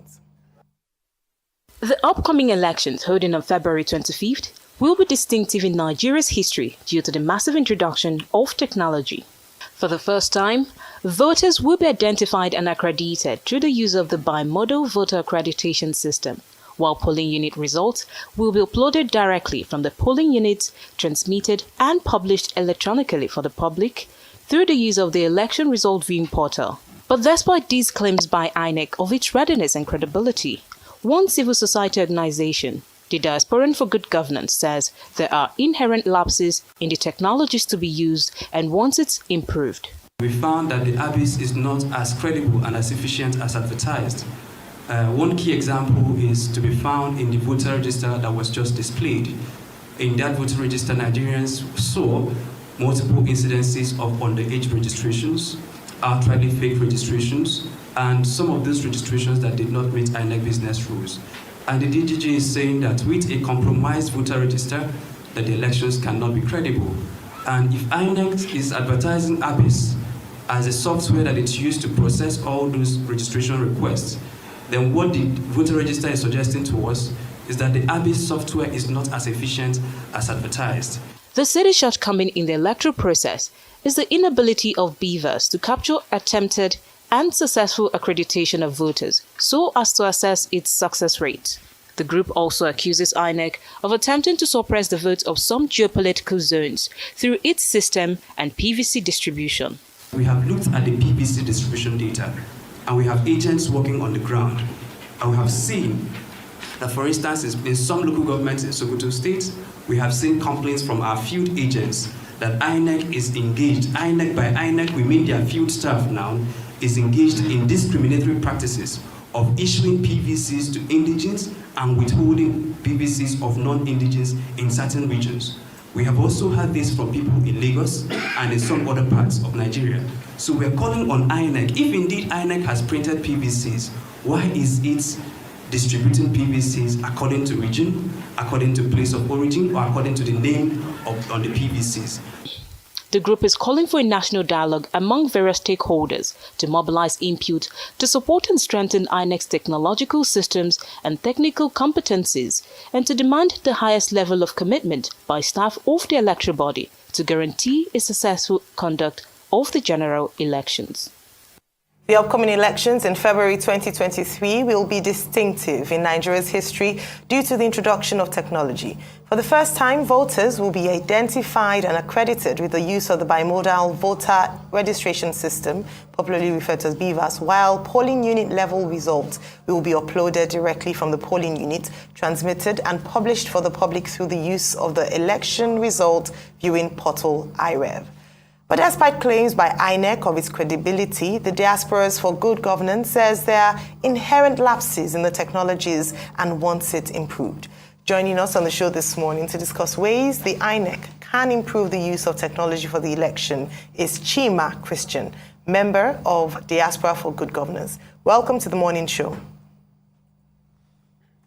Right. Good morning, and thanks for having me here. Thank you so much, Chima. Chima, what's been your read, as regards the entire process? Are you satisfied? You are calling for sort of like a peer review, to be able to ascertain the integrity of the process. But what's been your read with the interfaces you've had? Well, the thing is this, that the Diasporas for Good Governance have looked at all the systems and processes that will be deployed for the upcoming elections. And we have looked at, subjected them to critical analysis and data-backed analysis. And we find that there are avenues for further improvements on those devices. And we are mindful that we have less than 50 days to the elections. And therefore, some of the amendments or some of the quick fixes we want to have on those systems are things we can resolve within the time frame we have before election deployment come February 2023. All right, so what are some of these improvements that you talk about? For instance, the Beaver system, which is the system that will be used for accreditation of voters, since it was first deployed in Isoko, Delta states, nobody has actually known the data of its success or fail rates. And the DGG monitored elections in Anambra 2017 elections, monitored elections in Anambra 2021 rather, and then the off-season elections we had in Osun and the Ekiti states. And from our interactions with people, we saw that there were multiple complaints of people who presented their validly issued INEC PVCs, and INEC Beavers could not accredit them. And then we said that the Beavers is a wonderful device, but the fundamental flaw we find in it is that it only records and captures the number of successful accreditations, because at the end of the elections in the evening, what the Beavers shows you is total number of accredited voters. But from our interactions, we know that there are people who presented their validly issued cards and they weren't accredited, and some of them are in their numbers. But we don't have the specific data because the Beavers is not measuring it. So our now suggested improvement is for there to be a slight software upgrade, so that the Beavers is capturing number of successful accreditations and number of attempted accreditations, so that at the end of the day, we can now say with absolute confidence that we have 80% success rate, 90% success rate, 95% success rate on the Beavers. And we're making this point really because of what we saw from the CVR data that was released by INEC for the data capturing devices, the data enrollment device progress, the data enrollment exercise it conducted between June 2021 and July 2022. Of that, INEC says that 1.78 million Nigerians were invalidated. And INEC gave 3 reasons why they did that invalidation. Number one is that they have maybe perhaps made double or multiple registrations. Number two is what INEC calls fake or outrightly fake registrations that fail to meet INEC business rules. And then number 3 is visibly underage voters. So those are the 3 criteria that the ABIS software, the ABIS by now, I mean the automatic biometric identification software, invalidated the registrations of 1.78 million Nigerians. And when we subjected INEC data, the data that INEC gave publicly, we now saw that the Southeast and the South-South presented an anomaly. At the rate of 49.3%, the Southeast and the South-South accounted for nearly half of all the rejected registrations. Of all the other regions in the country, they presented a national average of 70.2 rejection, whereas the Southeast and the South-South presented 35%. So the Southeast and the South-South presented twice the number of invalidation on that. So we now ask the question, what was the criteria used for these invalidations? And they gave us the criteria, and we were satisfied with that fairly. But when the problem came was when the voter register was displayed, we now saw that ABIS is not as efficient as advertised, right? Because that ABIS software that I've told you invalidated the registrations of 1.78 million Nigerians failed, curiously, to remove the many incidences of multiple registrations, fake registrations, and underage registrations that was seen and reported by Nigerians during the voter display of the voter register that was concluded last month by INEC. So because of that, yes, we're now saying that the ABIS may not be as efficient as advertised, and we're now saying, oh no, since we have had complaints from people about Beavers failing to authenticate them, can we now start looking at the data? And we looked at the data, there was no data to show us because the Beavers is not measuring its fail or success rate. And now we're now asking for slight updates on the Beavers so that at the end of the elections, we can look at the data and conclusively say that Beavers was deployed nationwide and it had a 17% fail rate and 80-something% nation, and then we subject that fail or success rate to a regional analysis, statewide analysis, to make sure that there is no region that is presenting an anomaly. So you're probably thinking that the rates might be skewed in the sense that when you look at the software, for instance, that verified, the people as regards age, underage voting and things like that, it was skewed towards the Southeast. And it's quite curious, like you said, because somebody will have thought that most of those occurrences were probably in the North, and most of the pictures we have seen of voters' card with underage voters were, from the North, most of those occurrences. But now that it's in the Southeast, you say probably that's quite nebulous for you. I also want to go further, but the Beavers is bimodal. So if one form of accreditation is not successful, there are other forms of accreditation that is not successful. And that's why INEC was actually saying that they got a very high percentage in the so-called elections you were talking about and other elections that they have used it. And they keep making the argument that there's no place for incident form, that all of that has been taken out. So what do you say to that? Now, there is no case for incident form, that is the thing. But the DGG has projected, and we've seen that if we use the data from the ABIS to make informed projections as to what might happen, we're suspecting, and there is no data to back this up, that is why we want to measure it, that it may tend to present a situation where we have a high voter accreditation rate in some regions and a high rejection rate in some regions. But again, there is no data. All we're saying is anybody who presents himself for validation on the election day, let the Beavers say, we have 100 people who presented themselves in polling units XYZ, and out of that 100 people, 27 were successfully accredited. And then we subject this data to national, state, and regional spread so that we don't see the kind of anomalies. And by the way, there is no region in Nigeria that you won't find incidences of underage voters. There's no region in Nigeria. We've looked at the voter register. There's no region you won't find that. But we find that there is a high preponderance of it in a particular region. And then, curiously, that region that has the highest preponderance of these things had the lowest invalidation rates. And these are the things we are talking about, that the Beavers may be made to function well in some regions and may be failed to reject high number of voters in some regions, as we have seen with the ABIS software. And that is, the ABIS is because you have the number of successful registrations, number of rejected registrations by states. But Beavers is not measuring number of successful, it's only measuring number of successful validation on the election morning. But what of the people who failed?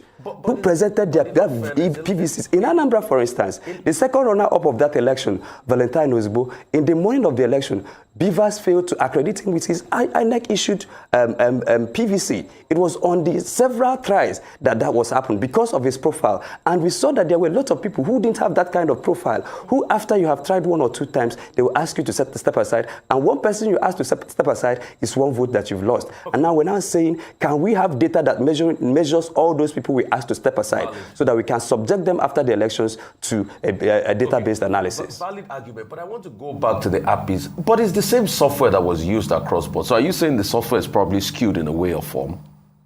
It's the same iteration of the software that is put across board. So why is it slanted towards, why are you saying it's slanted towards a region over the other? Because it's the same software. The claim by the DGG is that the software is not as efficient as advertised. Between that time we made that claim and now, we've spoken to forensic experts who have told us that, for instance, the data from the CVR exercise is loaded onto the software in batches.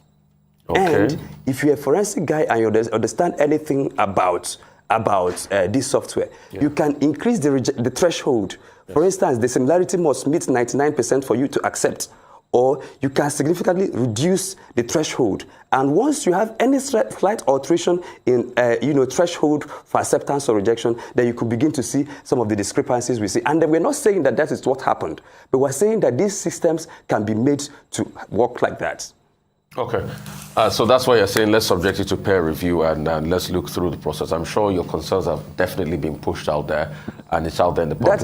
That is why we are calling, the DGG is calling on all the stakeholders, including the media, the civil society, the political parties and their campaign councils, our development partners, and indeed the academia, those of them in the ICT world. The important stakeholders should be brought in to display and demonstrate how these systems work, so that that integrity test we're talking about will confer some form of inspire confidence on the systems to produce credible elections in 2020. And thank you so much. Really appreciate it. We'll take a short break now. When we return, shall be talking to Babatunde Erukera, Executive Vice Chairman of the Competition and Consumer Protection Commission, FCCPC. Stay with us.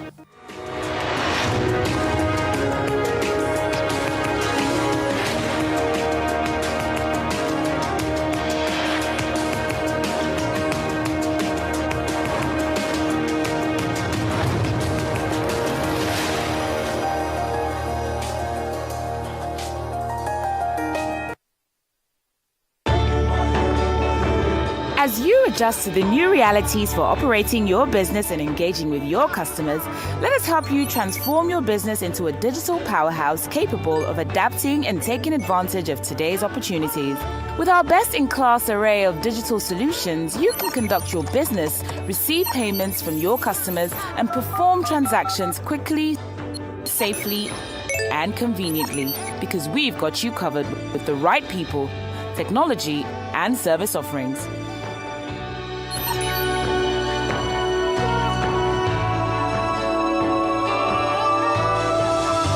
Contact us today and let us take your business to its zenith. Zenith Bank, in your best interest.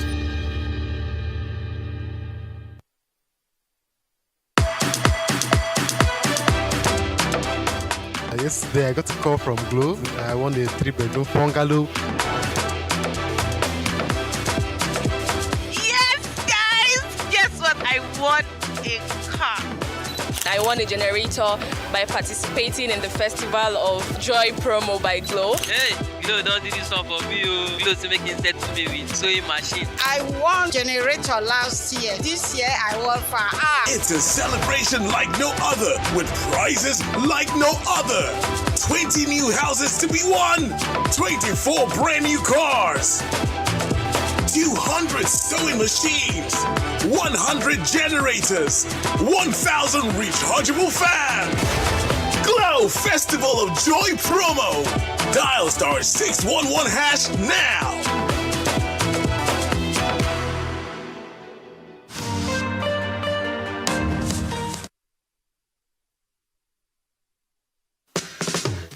Papa, mama, brother, sister.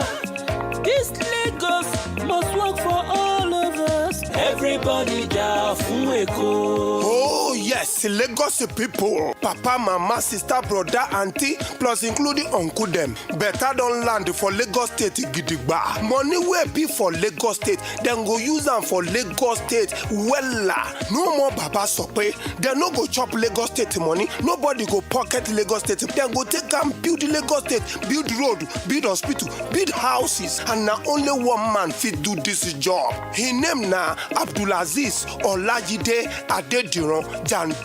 He can't carry one obunge person as a deputy governor. Her name na Funke Akindele Jennifer. My people, what do we wait for? Make we vote for light, vote for change. No be the kind change where they vote before. This one na the original change.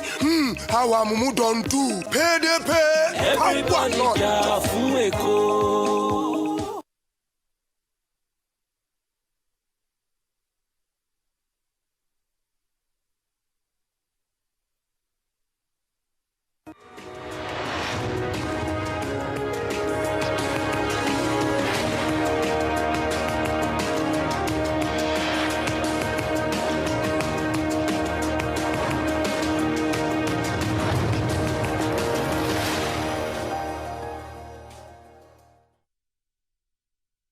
Welcome back to the morning show here on Arise News. Safeguarding consumers of goods and services and the public against unfair practices in the marketplace is very important to guaranteeing consumer protection.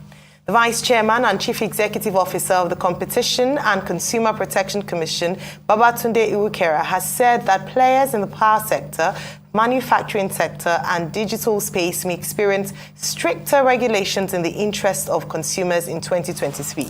According to him, to this end, the agency has started unbundling more of its regulatory tools to create room for penalties in the months ahead. Lately, consumers have lamented on the rate of failed transactions, especially during the festive period.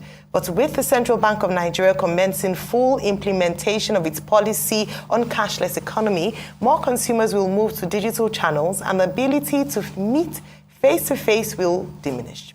This not only changes the dynamics of customer experiences and engagement, but also impacts the ability to create an in-person selling opportunity. Joining us on the show this morning to discuss ways to improve consumer experience and what his agency is doing to ensure customer safety is Babatunde Iwukera, Executive Vice Chairman and Chief Executive Officer of the Competition and Consumer Protection Commission. Welcome to the morning show. All right, pleasure to have you, sir. Good morning, thank you. Pleasure to have you, sir, and Happy New Year. Good to see you again after a long while. Pleasure to talk to you again. Real quickly, same to you, and thank you. Let's just go straight to it. A lot is happening as regards, the competition space and quality of service for consumers out there. I would like to get some updates at first on those loan apps. The last time we spoke extensively about those loan apps, and you said you were doing everything to nip them in the bud. We'll get some updates as regards them, then we'll move on from there. Excellent, thank you. About this time last year, it was literally a runaway train. Almost at least everybody knew one person or the other who had been defamed in one way or the other by one loan application or the other. By March of last year, it was literally an epidemic. And we started enforcement in March of last year. Towards the end of 2021, the FCCPC led an interagency joint task force to develop a strategy to address that. And between March and August of last year, we were quite heavy on investigations, enforcement, tracking, and enforcing some level of change. As of today, I'm grateful to say that there's been significant reduction in the defamatory messages and the loan compoundment. And that's in part on account of the enforcement work by the Joint Task Force made up of the multiple agencies and also the interim regulatory framework that was released and instituted through FCCPC by the Joint Task Force, and the cooperation and collaboration of partners such as Google through Play Store and the telephone companies and other payment gateways like Monify, Flutterwave, Paystack, OPay. We've been able to literally make business very difficult and sometimes even impossible for the loan apps if they don't comply with the framework.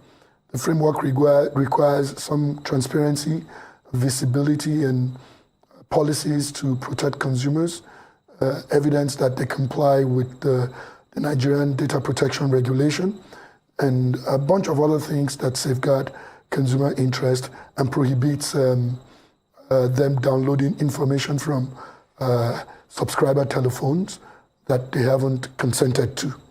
And that has certainly modified the space. Digital lending is still going on. In this process, we've discovered that some companies were ethical and they are the better for enforcement work. And some of the businesses that could possibly change their ways have been through the regulatory process and the registration process, and Google has put them back on Play Store, and we've seen far less complaints about the conduct of the digital lenders.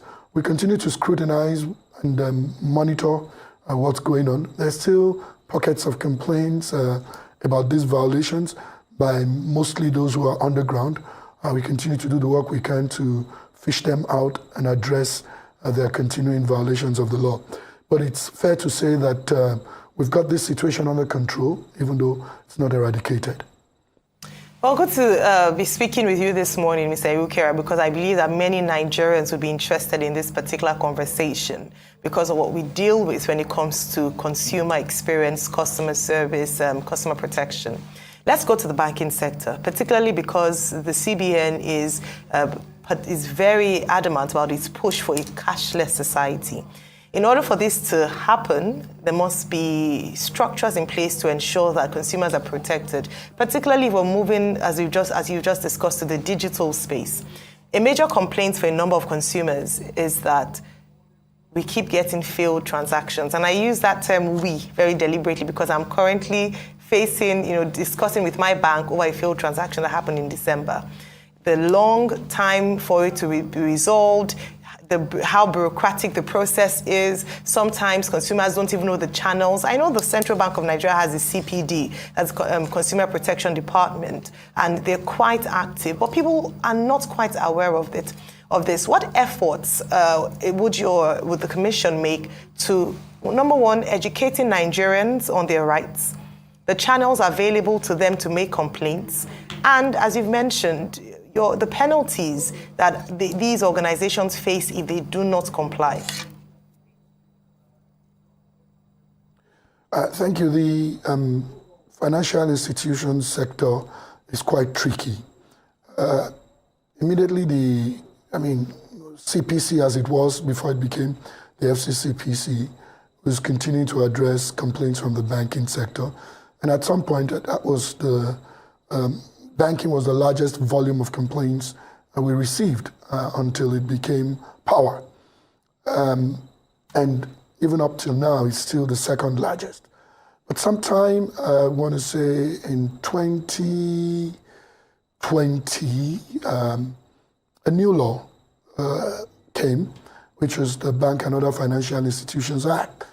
And what it did was to exclude the Federal Competition and Consumer Protection Act from the banking industry, meaning the oversight work that the FCCPC does with resolving complaints in the financial institutions or with respect to financial institutions became limited.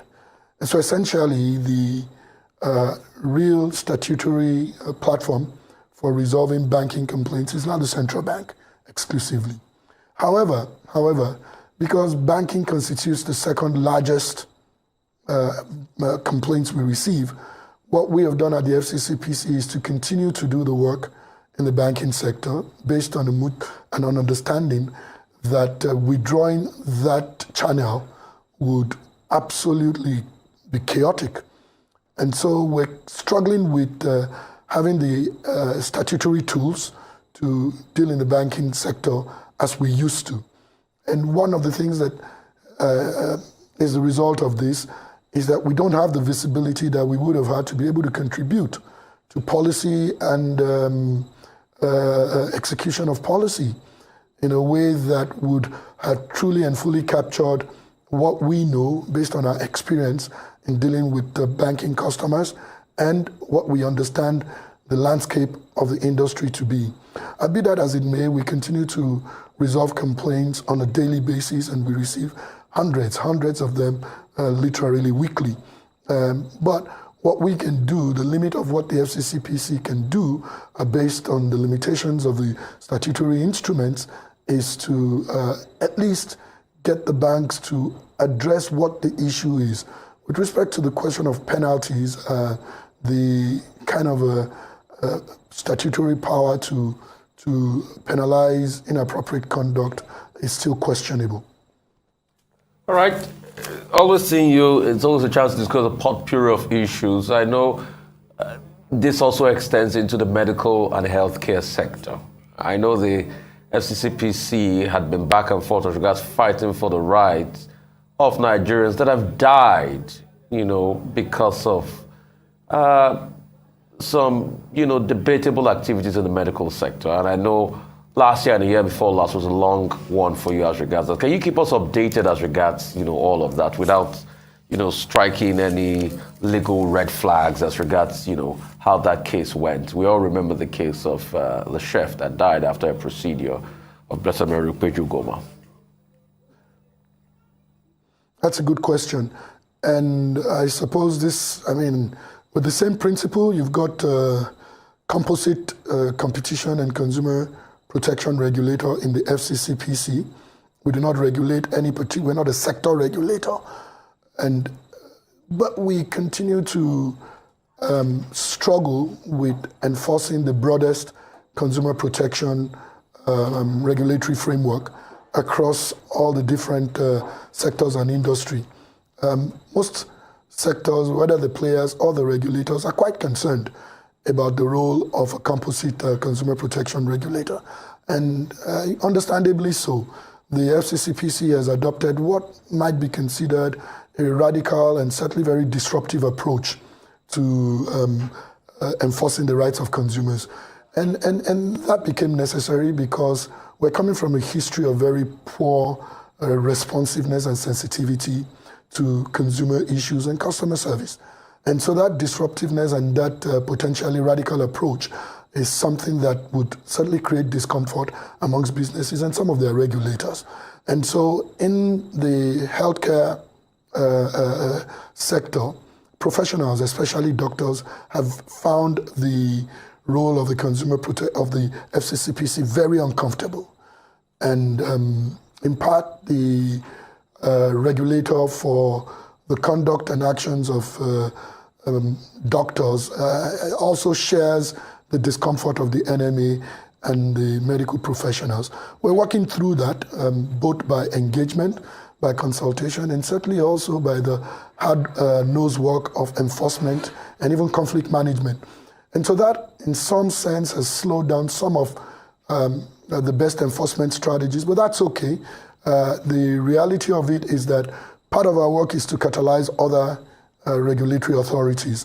And I'm personally very proud that the Medical and Dental Council in the past year has had more cases or handled more cases than it has in many, many years put together prior to that. Recently, someone was a very senior medical professional, was sharing with me that some of the very much older professionals in medicine came together and literally have jointly expressed great dissatisfaction as what they consider a rising rate of complaint against the professionalism and the outcomes that are coming out of the medical space. And those are, catalyzing that kind of action is actually a win for the FCCPC and one that we hold very dearly. The medical sector is one that's extremely sensitive on both sides. We certainly can go in there and act like you can disrupt how things are set up to work, but without question, the question of how patients are treated, patient care, has both a professional liability aspect and then a general consumer protection aspect. And holding people accountable to that consumer protection aspect is something we're sworn to without apologies. And so while we recognize, respect the sensitivities and even the displeasure or discomfort of the professionals in the industry, we have absolutely no apologies for holding them accountable to what we believe the law establishes. And that has worked to some extent. For instance, I know the case you're talking about is the Premier Hospital case. And even though it seemed like our own investigation into that was throttled and slowed down because of this dispute and the intervention, we carried our role onto the coroner's inquest. The coroner law of Lagos State allows a coroner's inquest to be instituted. And so the FCCPC went into the coroner's inquest as an interested party. And we were able to participate extensively, asking all the questions, making all the points that we would have made in the course of our own investigation.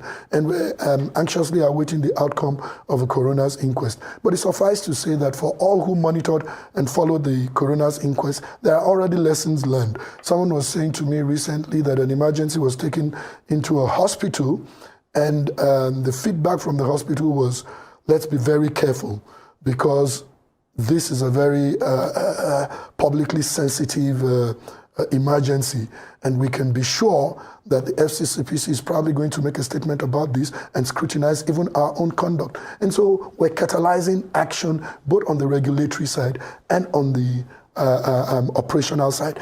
And the role of a regulator is actually just to improve the space. We don't win because of the number of penalties we award or the number of enforcements we do. We win when the entire space is better.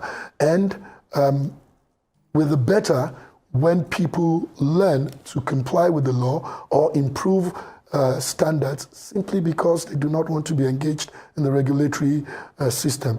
And so there are quite some good wins, in my opinion. All right, well, thanks. From a regulatory perspective, I know that you're currently working on investigations around the power sector, particularly the alternative power sector, where they've been, following your investigations, found price fixing for generators.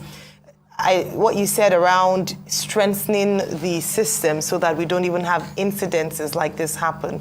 I'd like to know what, from the outcome of your investigations, what your agency would be doing to further strengthen the protection of consumers, especially in the power sector, for generators. And then I'd like you to speak to flights. This is an area that a number of Nigerians have an issue around: flight delays, rights of passengers, beyond even asking for compensation. It's regulating that sector to ensure that they're protecting the rights of consumers. It would be good for you to share your views on these.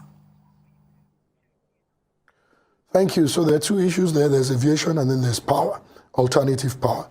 And the principle or the philosophy that is at the back of our intervention in power is fundamentally the cost of power is perhaps the largest cost to domestic lives, certainly industrial life. And because it's going to take time to develop both generation, transmission, and distribution capacity, that's hard infrastructure that it's running its own course and having its own trouble. The least that society should experience is that they're not, the candle isn't burnt from those ends, and they're not shortchanged even with respect to the cost of providing the alternative power, which typically is now renewable energy, but primarily generators. And so we got credible intelligence that in the generator sector, there were a few things that are going wrong. Number one, in order to address the generation, transmission, and distribution deficit, one of the things the government has done is to relax certain rules with getting your own alternative power. One of them is reducing or even eliminating duty with respect to CKDs, which are completely knocked down parts, to build a generator. And so most generator importers bring in these completely knocked down parts and then assemble. That does two things. It makes it, the lack of duty makes it more affordable for the consumers. And then also, it also promotes local industry in the sense that at least it brings a value adding process to be done domestically, which is the assembling, but the spare parts continue to attract duty. And what we saw was that there were some businesses that would import these engines, a few engines in a container that would be dominated by spare parts and portray that as completely knocked down parts, thereby paying far less duty than they should. And we engaged the customs service and we were able to get some data about some of the containers that had moved, the container movement, and we got some information. We also discovered that there was some level of coordination, maybe not at the very top, but at the sales level, some of the companies were talking with themselves and agreeing by signaling on how the prices move. Now, you must realize that the best price for anything is a price that is negotiated in a free market. And that free market is one that is not distorted. A free market means that all the competitors come into that place and compete fiercely for the custom of the customers. But to the extent that they can coordinate or in any way, shape or form attempt to, either by express conversation or by signaling to each other, coordinate their pricing, the market is distorted and it's not a fair competitive market anymore. And so with all that information that we had, we presented that to a judge of the Federal High Court, and when the judge was convinced, the judge issued a search warrant and order for us to execute. And that's what we did. We executed a search warrant simultaneously on multiple operators in the industry at the end of last year. Usually an investigation of this nature takes quite a while, because first you now have to start, slicing the information that you've got. We've gotten several terabytes of information that was downloaded from their computers, their emails, their telephones, and so we're analyzing that information now. Some of what we've seen confirm the allegations, but we'll continue the work. All right, we'd like to say a very big thank you, and definitely maybe when next you're here, we'll talk about the flights. Goodness me, there's something else. But thank you so much for your time, and have a very good year. It's time for a short break on the morning show. When we return, Ojiokwe will be here with details of what's trending. Stay with us.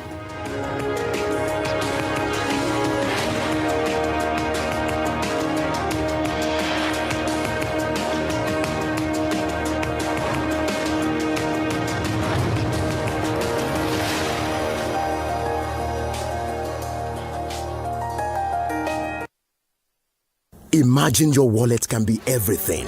Well, almost everything your bank is to you. That's exactly what First Money Wallet is. First Money Wallet from First Bank is another swift and seamless way to bank from your mobile phone. It doesn't matter if you have a First Bank account or not, nor the mobile network you use. Everyone can open a First Money Wallet, and it's very easy. Your phone number is your account number. With First Money Wallet, you can send money using just a phone number, receive money, pay bills, buy airtime and data for yourself or someone else, and in check balance. You don't need a bank account at all or BVN to enjoy the boundless possibilities First Money Wallet offers. All you need is a registered phone number, and you can fund your wallet easily through your First Bank account or any bank account and debit card. What's more, First Money Wallet is highly secure with fingerprint technology and PIN. And when you need cash, just walk up to any First Money agent near you to withdraw money. No smartphone, no wahala. Just dial *894*1# on any phone. So,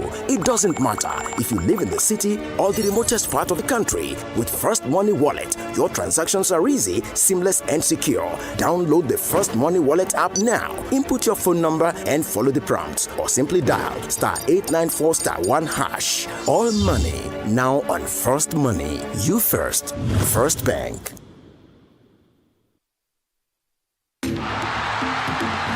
As a player, there's nothing better than the roar of your crowd. But in Nigeria, there's a roar that may not be heard again.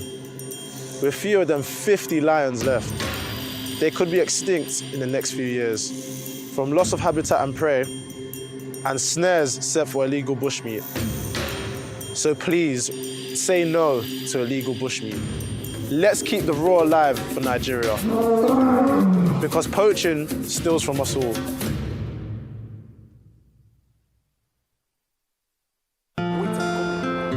I've been running my business on my own, trying my best to get it to the next level, but I really need some help to get ahead. I know just what to do, I'll vault it for my loans, overdraft, step by step to my dream business, revolt. Salary earners, Entrepreneurs, get your loans with no collateral. Quick sign up, zero paperwork. Step by step to your dream business with Vault by Polaris Bank. Vault is available to individuals, SMEs, and corporate customers. Download Vault by Polaris Bank from the Google Play Store or Apple App Store to get started today. Vault is the answer. Esther, you're late again. Esther? She's a wandering light in the darkness. She's beautiful. Oh, she's a superstar. Morning, Esther. She never let her mama down. She's beautiful.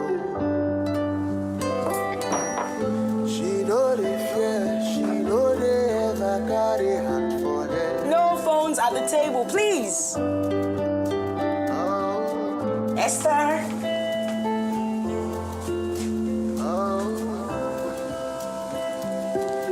I love you too.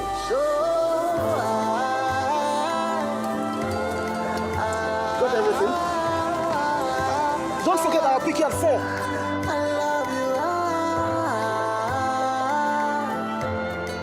Airtel, the smartphone network. Getting together for the first time in years was a little bit awkward. Grandpa still tried to entertain us. Mom was always stealing the spotlight from the kids. It wasn't until Grandma cracked a joke That's my favorite prayer. that we got back into our groove.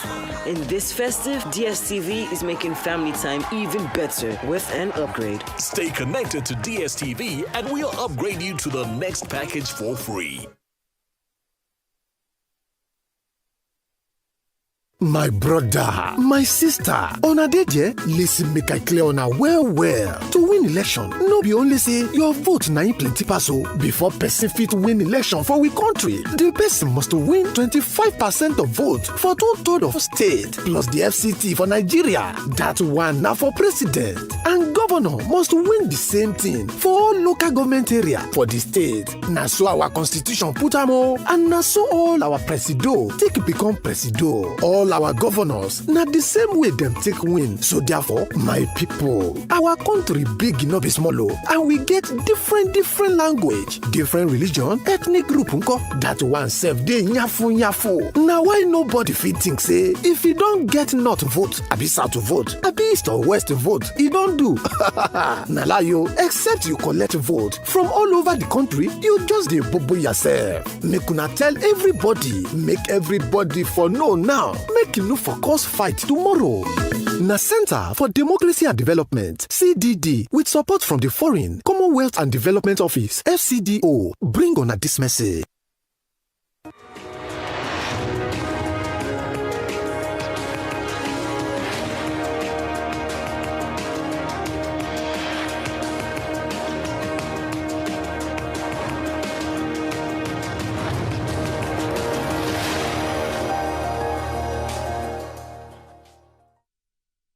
All right, welcome back to the morning show right here on the Rise News channel. I need to clear my throat for this. Ladies and gentlemen, Was that the music? welcome once again the delectable Orgy-Genix. Orgenica. I think I was more excited. Which stories trending around the world. Hello, Genix. Action. Genix action, very well. I'm helping too. Well, all right, very well. How are you guys this morning? Good. You see why I was clearing my throat? Yes, I saw that. I need to summon my. Good job. Everything. Great job. Yeah. Now take it to breath. Doctor. We miss Dr. Abati. Well, all right. Good morning to you, viewers. Here are some of the stories that are trending across the globe. In the United States, President Joe Biden's legal team on Wednesday found a fresh batch of classified government records at a second location in a growing political embarrassment for the White House. The first cache was found at a private office in Washington, D.C. that Biden used after his vice presidency. Former President Donald Trump is facing a criminal investigation for allegedly mishandling classified files. In Nigeria, President Muhammadu Buhari on Wednesday received executive members of the Catholic Bishops' Conference of Nigeria at the Presidential Villa in Abuja. The Bishop of Sokoto Diocese, Matthew Hassan Kuka, who in his 2022 Christmas message said that Buhari's administration has failed, was among the clergymen who paid the president a visit. After the meeting, both men did away with malice and shook hands as the president described the bishop as the most vigorous fighter. In Peru, prosecutors have launched an inquiry into President Dina Boluarte and key ministers in the country over weeks of clashes that have left dozens of people dead. The officials are being investigated on charges of genocide, qualified homicide, and serious injuries. Violence erupted after ex-president Pedro Castillo was arrested in December for trying to dissolve Congress.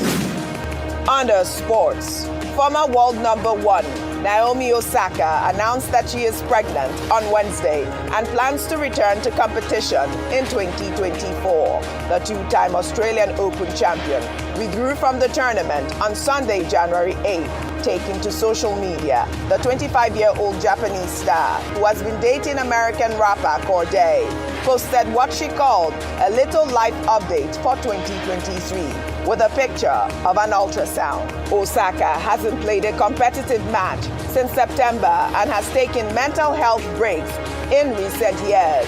She said she will return to tennis and plans to be in Melbourne for the start of the Grand Slam season.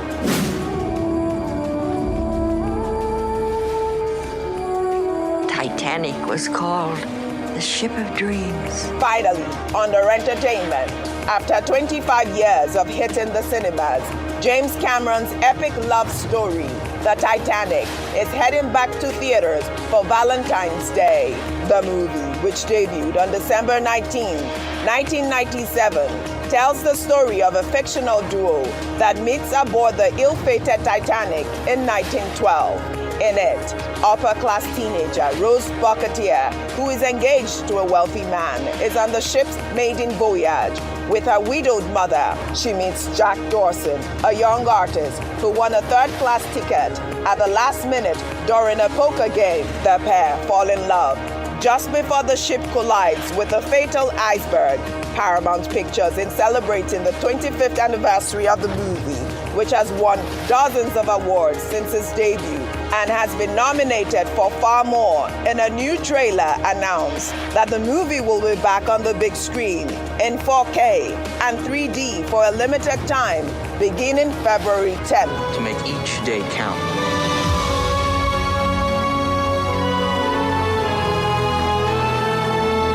I'll never let go, Jack. I'll never let go.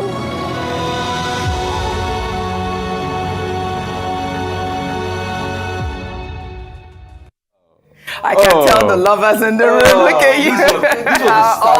I cannot wait. See, Audrey. Valentine's Day. Well, before Valentine's Day, it's going to be out. Yes. For me, yeah, there are two movies, but Titanic is number one. Yes. The second one, lovers movie, is The Notebook.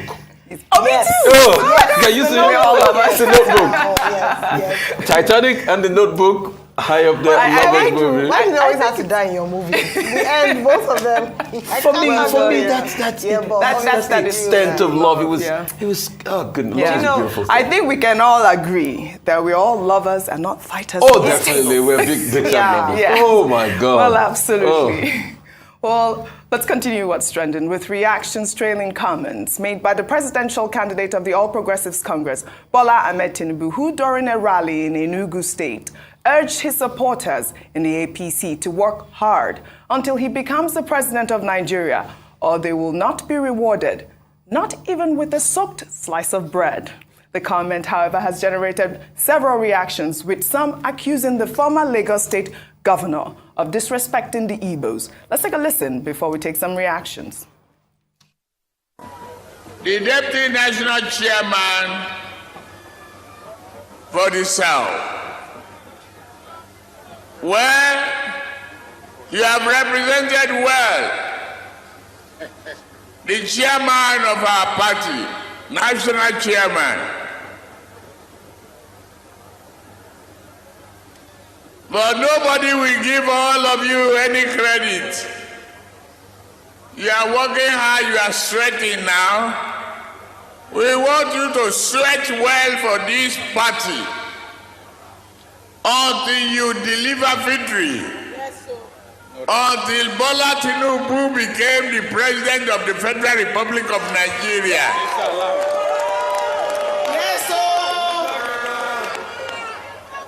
We will not give you but a slight clap or a soaked slice of bread. Well, all right, let's take some reactions. This is from Chinaza, who wrote, "Until Bola Tinubu becomes the president of Nigeria, we will not give you but a soaked slice of bread. Tinubu has warned the Igbos that they will continue to be marginalized until he gets support from them." While Chief Nomso wrote, "Candidates to the Igbos, Atiku, vote for me because I am the stepping stone to Igbo presidency. Tinubu, Igbos will keep getting marginalized until they vote for me. Peter Obi, don't vote for me because I'm an Igbo man. Vote because I'm the best choice and the man you can trust." Well, Uche wrote, "It sounds like Tinubu was referring to APC members, telling them to work and sweat for the party or they won't get anything. Listen again. The crowd are mostly party members, not a dig at Igbos in any shape or form. Put what he said into context. Not a fan of his, but the truth be told." Ayo, Rufai, go first. I mean, I thought that, this clarification by Uche was very necessary because a lot of Twitter users went on about the fact that he talked about, he tried to marginalize the Igbos because he made that reference in Enugu state and he didn't make those comments in other states. But I think that he was just talking to the APC members who he believes should work hard towards his presidency. What do you make In of all that? fairness, let's call it spade a spade. Yeah. Tinubu was talking to his APC members. Yeah. At the start of the statement, he mentioned the party chairman that had been working. Yes. And he said, "You will not be appreciated until you win." All right? That's why he said, soaked slice of bread. I found that a bit funny. Yeah. And he said, okay, just We're half never going to clap. get enough. That means we'll not applaud you properly. Yes. And you remember when he said, just clap half. Yeah. So I think he was stomping to his fellow APC members. And let's not take this out of context. I mean, because if he was actually referring to Igbo people, we'll be able to see that it wasn't about any form of marginalization. And let's call it spade a spade. We can't be here when things are said and because of politics we say it's otherwise. No. Absolutely. He was talking to his people, the APC people. He was calling on his people and said, okay, the chairman, the only time we will applaud you will be when you finally deliver for us. Fair statement. And that's it. So that's it, first statement. I think we can't call it further than that. Ayo. Well, thanks for calling a spade all the time. And when it's correct, it's correct. I'm very grateful for Uche's clarification. We must be careful, even for those who are pushing for fairness and let's not divide along ethnic lines, not to be guilty of the same things that we say. So he was speaking to his people. He might not have been able to express himself. Things can be taken out of context, like Uche said. He might not have been able to express himself the way he thought. Or if when you're speaking to your family members, there are things you would say, or when I say they're family members in APC. But we must understand that Enugu state is a PDP-controlled state. And so, in terms of calling his APC members in the state to work hard is well within reason. Not to forget, we said earlier on that there are party wranglings within the Enugu APC chapter. People are not pleased with the Enugu APC chairman, Ugo Agbala, whom they say was imposed on them. And some of the APC chieftains, Senator Ken Inamani, former Senate President, Sullivan Chime, former Governor Sullivan Chime, and the likes were not at the campaign rally. So it could also be a word to say that get your acts together, work, and let us get the votes. Put aside, grievances or wranglings, and let us bring this state back to the APC. Because it was, Sullivan Chime, former Governor Sullivan Chime of the APC was the governor, and the PDP, Ifeanyi Ugwuanyi, now is of the PDP. So important statement. Please let's be careful more than ever as we get closer to election dates, not to whip up ethnic sentiments for whatever reason. Well said, Ayo. Well, in another development, the All Progressives Congress Presidential Campaign Council has queried the health status of the flag bearer of the People's Democratic Party, Atiku Abubakar, who is currently in the United Kingdom meeting with officials of the UK government. Bayo Ononuga, the spokesperson of the APC Campaign Council, in a statement on Wednesday, claimed that Atiku's visit to the United Kingdom was camouflaged as a meeting with British officials instead of a medical visit. The spokesman also asked the PDP presidential candidate to respond to recent allegation linking him to corruption. Well, his statement read in part, "It's time for Atiku Abubakar, the 76-year-old presidential candidate of the People's Democratic Party, to come clean over two issues clouding his campaign: his health status, his scandalous confession of how he colluded with his former boss, Chief Olusegun Obasanjo, to fleece the Nigerian treasury using the special purpose vehicles after he became vice president in 1999. I mean, Bayo Ononuga has come up again. I mean, he's been accusing the PDP for a while now, I believe about 5 days, questioning where, his whereabouts, and now he's, questioning these corruption allegations. I'm sure you both are aware of the hashtag AtikuGate that has been trending on social media after one of his alleged spokesmen came out to talk about the fact that, Atiku was engaged with some sort of corruption. He was, given 100 million naira bribe by the Plateau state governor and all whatnot. I don't know what your thoughts are on this issue. I mean, it's political season, but we can't sweep a lot of things under the carpet. The Atiku Gate thing had been trending. We asked Daniel Bwala, I said, they don't know if the man ever worked for them at some point and all of that. I think they should come clean with it. I think they should be able to put out a robust statement. Any allegation is good enough. As long as it's out there in the public space, it should be interrogated. I think we should come clean as regards that. Also, I think every candidate should release their health records. You always talk about that. Yeah. Also, the allegations against Tinubu too should be put on the table. There are many allegations. It should be put on the table. Just like if people have allegations against Peter Obi, it should be put on the table. They've talked about Pandora Papers. He's come here. He sat down on that seat to clear the air. But this thing should be revisited. It's political season. Let's put everything on the table. I hope the table doesn't break when we put it. Table shaker. But let's put everything on the table. Yes. Because you see, we have a right to be able to scrutinize the person that will eventually be the leader of this country. Absolutely. So if there's any word out there, you must come out and clear beyond reasonable doubt. And that's why one of the reasons we called for debates, for all the candidates to attend debates, because you see, it's during debates that you put all of these concerns to the candidate themselves and they respond to it. But as it is the case now that we've not had debates in this country, which is very sad for the country, and I hope that the next election cycle will not have, people telling us that they cannot debate, then everything put on the table due to political seasons must be explained beyond reasonable doubt. Daniel Bwala has done some work as regards explaining that, but we should have more robust explanation. Bayo Ononuga has brought it forward again, which he has a right to do. He does. And all of them must put their health certificate or health check at the table. Let us see the state of health of all the candidates because Nigerians deserve to know. Well said, Rufai. Ayo. Well, yeah, I'm trying. I agree with Rufai, but I can't help. I'm laughing. OJ, you know why? Because when I saw the person that was making the accusation, I'm like, is this a deviation tactic so that we forget about the health situation of your own candidate, or perhaps so that we can forget about narcotics, and not about narcotics gate and Chicago gate and all the gates that are facing his presidential candidate. So the good thing for Nigerians is when these parties come together and start throwing stones at one another, this is our opportunity to be able to assess our candidates. So let their spokespersons keep throwing at themselves and calling themselves out.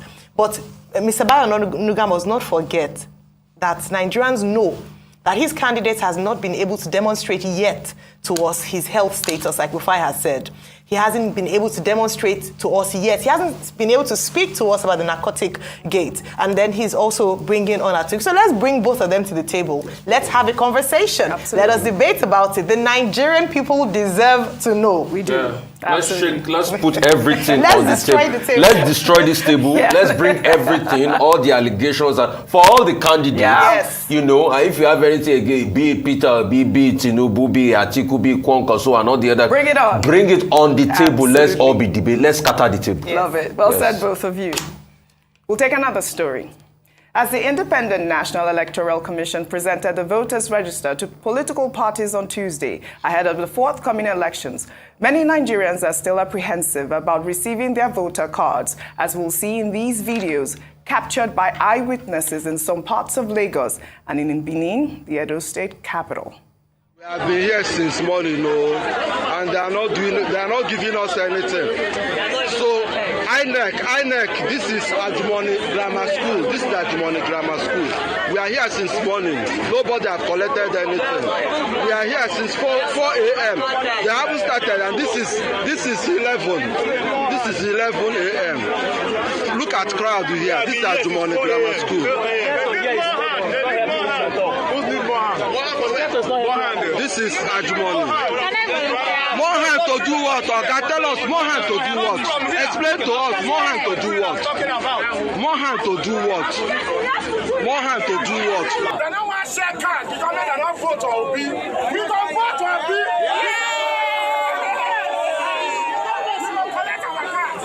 don't want to share card. They know what they are doing. They know what they are doing. And today I'm not carrying this video. Yes. They know what they are doing. It's money. Only 5 cards. Then they don't give for the card.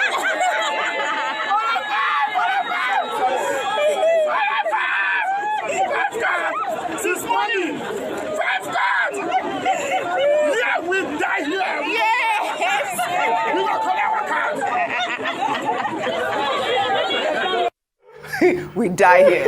Sounds funny. Rufai is cracking up, but it's true. Not funny. Yes. These people have been waiting for their PVCs. They deserve the right to vote. This is unacceptable, really. Oji, they deserve the right to vote. Look at between June and July. How many million people the other time registered? Over 9 million people registered, and you expect them not to get their PVC? 9 million is not small number in this election. In an election cycle that when you look at the antecedents of 2015 and 2019, that 15 million people normally decide the election winner, the presidential winner. Over 9 million people, they have to get their PVC, and they must. Look at the hashtag we die here. We die here. Hashtag we protect. This is the energy we're looking for from Nigerians. Yes. You must protect your vote. Get your PVCs. Now we're not going to stop talking about this. All right, we shall take our final story. The governor of Rivers State, Nyesom Wike, was presented with a surprise announcement on Wednesday at the flag-off of a road construction in the state when the Deputy Speaker of the State's Assembly, Edison Ehi, told him that a woman who had difficulty giving birth delivered a baby boy after calling out the governor's name 3 times. Let's take a look. As at yesterday night, there was a lady on labor. The lady tried, he couldn't put to bed. They had already prepared the theater for her to be operated this morning. But in course of the nurses hearing that you're coming to Ahoda today, they were discussing and say, our deputy governor is coming to Ahoda today. This man likes Ahoda people. At the hearing of your name, the woman shouted and said, the God of Nyesom Wike, let me deliver safely. The God of Nyesom Wike, let me deliver safely. Your Excellency, 3 times the woman mentioned your name. She delivered a passing baby boy. Lord, praise the Lord. Your Excellency, that was your name. They came this morning and they say they want to name the boy in your name. I said, no, don't do that until I hear the confirmation of Your Excellency. The God of Wike. That baby has to be named after the governor. It has to be named after the governor. Can you Rufai is dying. Well, I'm happy that I've been able to crack you all up this morning. Thank you all for your great analysis. The God of Ayo, the God of Rufai. Thank you, both of you. Well, okay. All right, then. That's all I have for you on what's trending today. I'll see you all tomorrow. All right, that's all on this edition of the Morning Show. Boston Omofaya will be here to take you through the global business report. Stay with us, all right?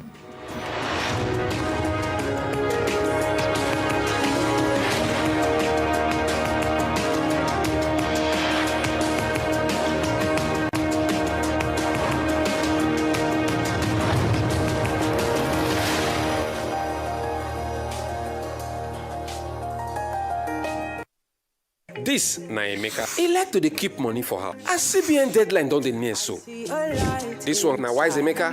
As he don hear say deadline dey near, he wan carry money go deposit for the right place with Access Bank.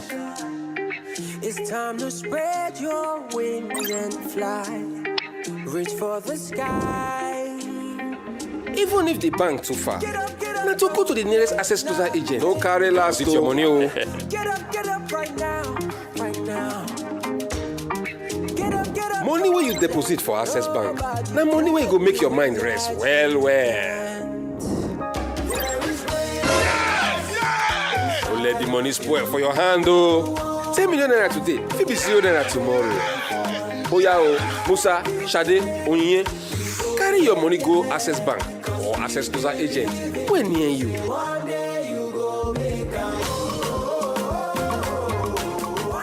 Access, more than banking.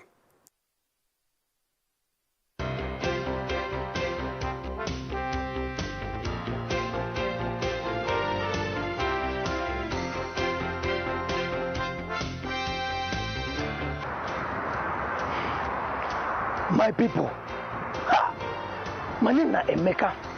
Mekus Kamat. Let me get all this motor. I don't learn my lesson. Somebody come buy motor for my hand, carry big money, come give me. Now when we get bust, then my eye open. I don't know say that 419 be. Now when EFCC babam, now they come bab me too. Now he make me they warn you. All of them when they do business like me, where they carry big money. Well, I go sometimes I go carry transfer, carry bring back. Yeah, they could not shine in my eye because the special control unit against money laundering, when they call SCUMO, they don't want to say if the money pass 5 million naira for individual, no collect them. If he pass 10 million naira for company, no collect them. Can I go where? Bank. If you not do them like that, 250,000 naira for every day where this offense happen. Or they go suspend your license, or they go cuckoo, shut them down, pata for your hand. No talk say, I know one you. This message is from the Economic and Financial Crimes Commission, EFCC.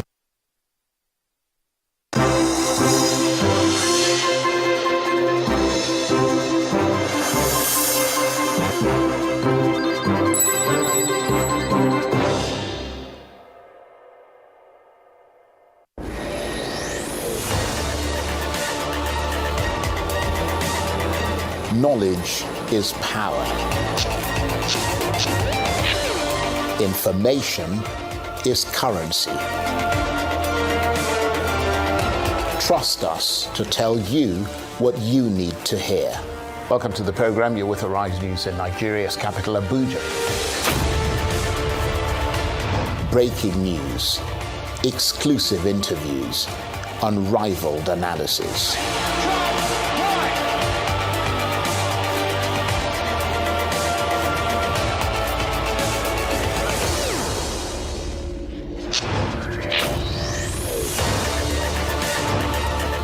It's you, the audience, who drives our agenda. We tell the stories that inform you, the stories that are important to you, and the stories that are about you. We are not every news channel. We are Arise News.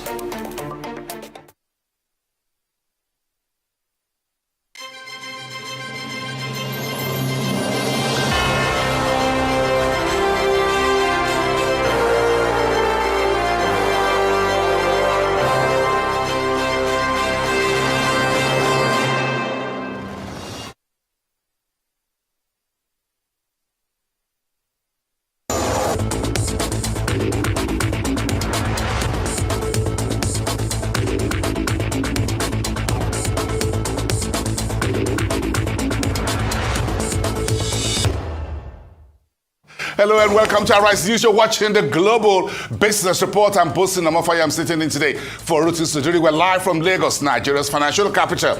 And these are the stories currently making headlines across the world of business. China consumer inflation accelerates in December. PPI falls with soft demand. And Alphabet's verily to cut 15% of staff, more than 200 jobs. And collapsed crypto giant FTX recovers over $5 billion of assets. In Kaduna State, Nigeria, residents say they haven't seen much of the new Naira notes.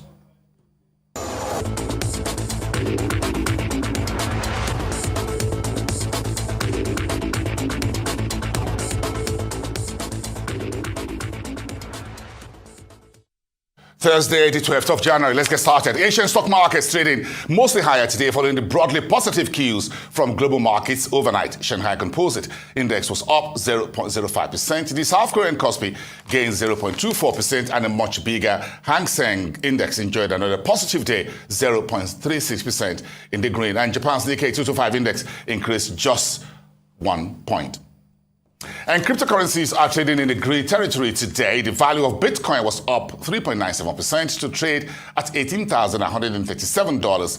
Ethereum rose 5.03%. Binance Coin increased by 2.07%, while XRP gained 3.05%, all at about 9:17 GMT. So let's check into the barrel of oil, where prices are up this morning as China's demand outlook improves and concerns rise over the impact of sanctions on Russian supply. Brent crude rose 0.3% to $82.96 per barrel, while the U.S. West Texas Intermediate crude also gained 0.14% to $77.52 per barrel at about 9:14 GMT. In economic news, China's consumer inflation rose modestly last December. Official figures released showed, although it remained below 2% in a sign the economy is still struggling with the effects of years of zero COVID. The Consumer Price Index, which is the main gauge of inflation, hit 1.8% on a year, up from 1.6% in November, the National Bureau of Statistics said. Inflation for the whole of 2022 rose by an average of 2%, making China an outlier compared with other major economies where prices have soared on the back of a spike in energy and food costs and supply chain snarls. Sri Lanka's central bank has asked China and India to agree to a write-down of their loans as soon as possible. The crisis-hit Indian Ocean state defaulted on its debt repayments and negotiated a $2.9 billion bailout. But the International Monetary Fund will not release the cash until China and India first agree to reduce Sri Lanka's billions of dollars of debt.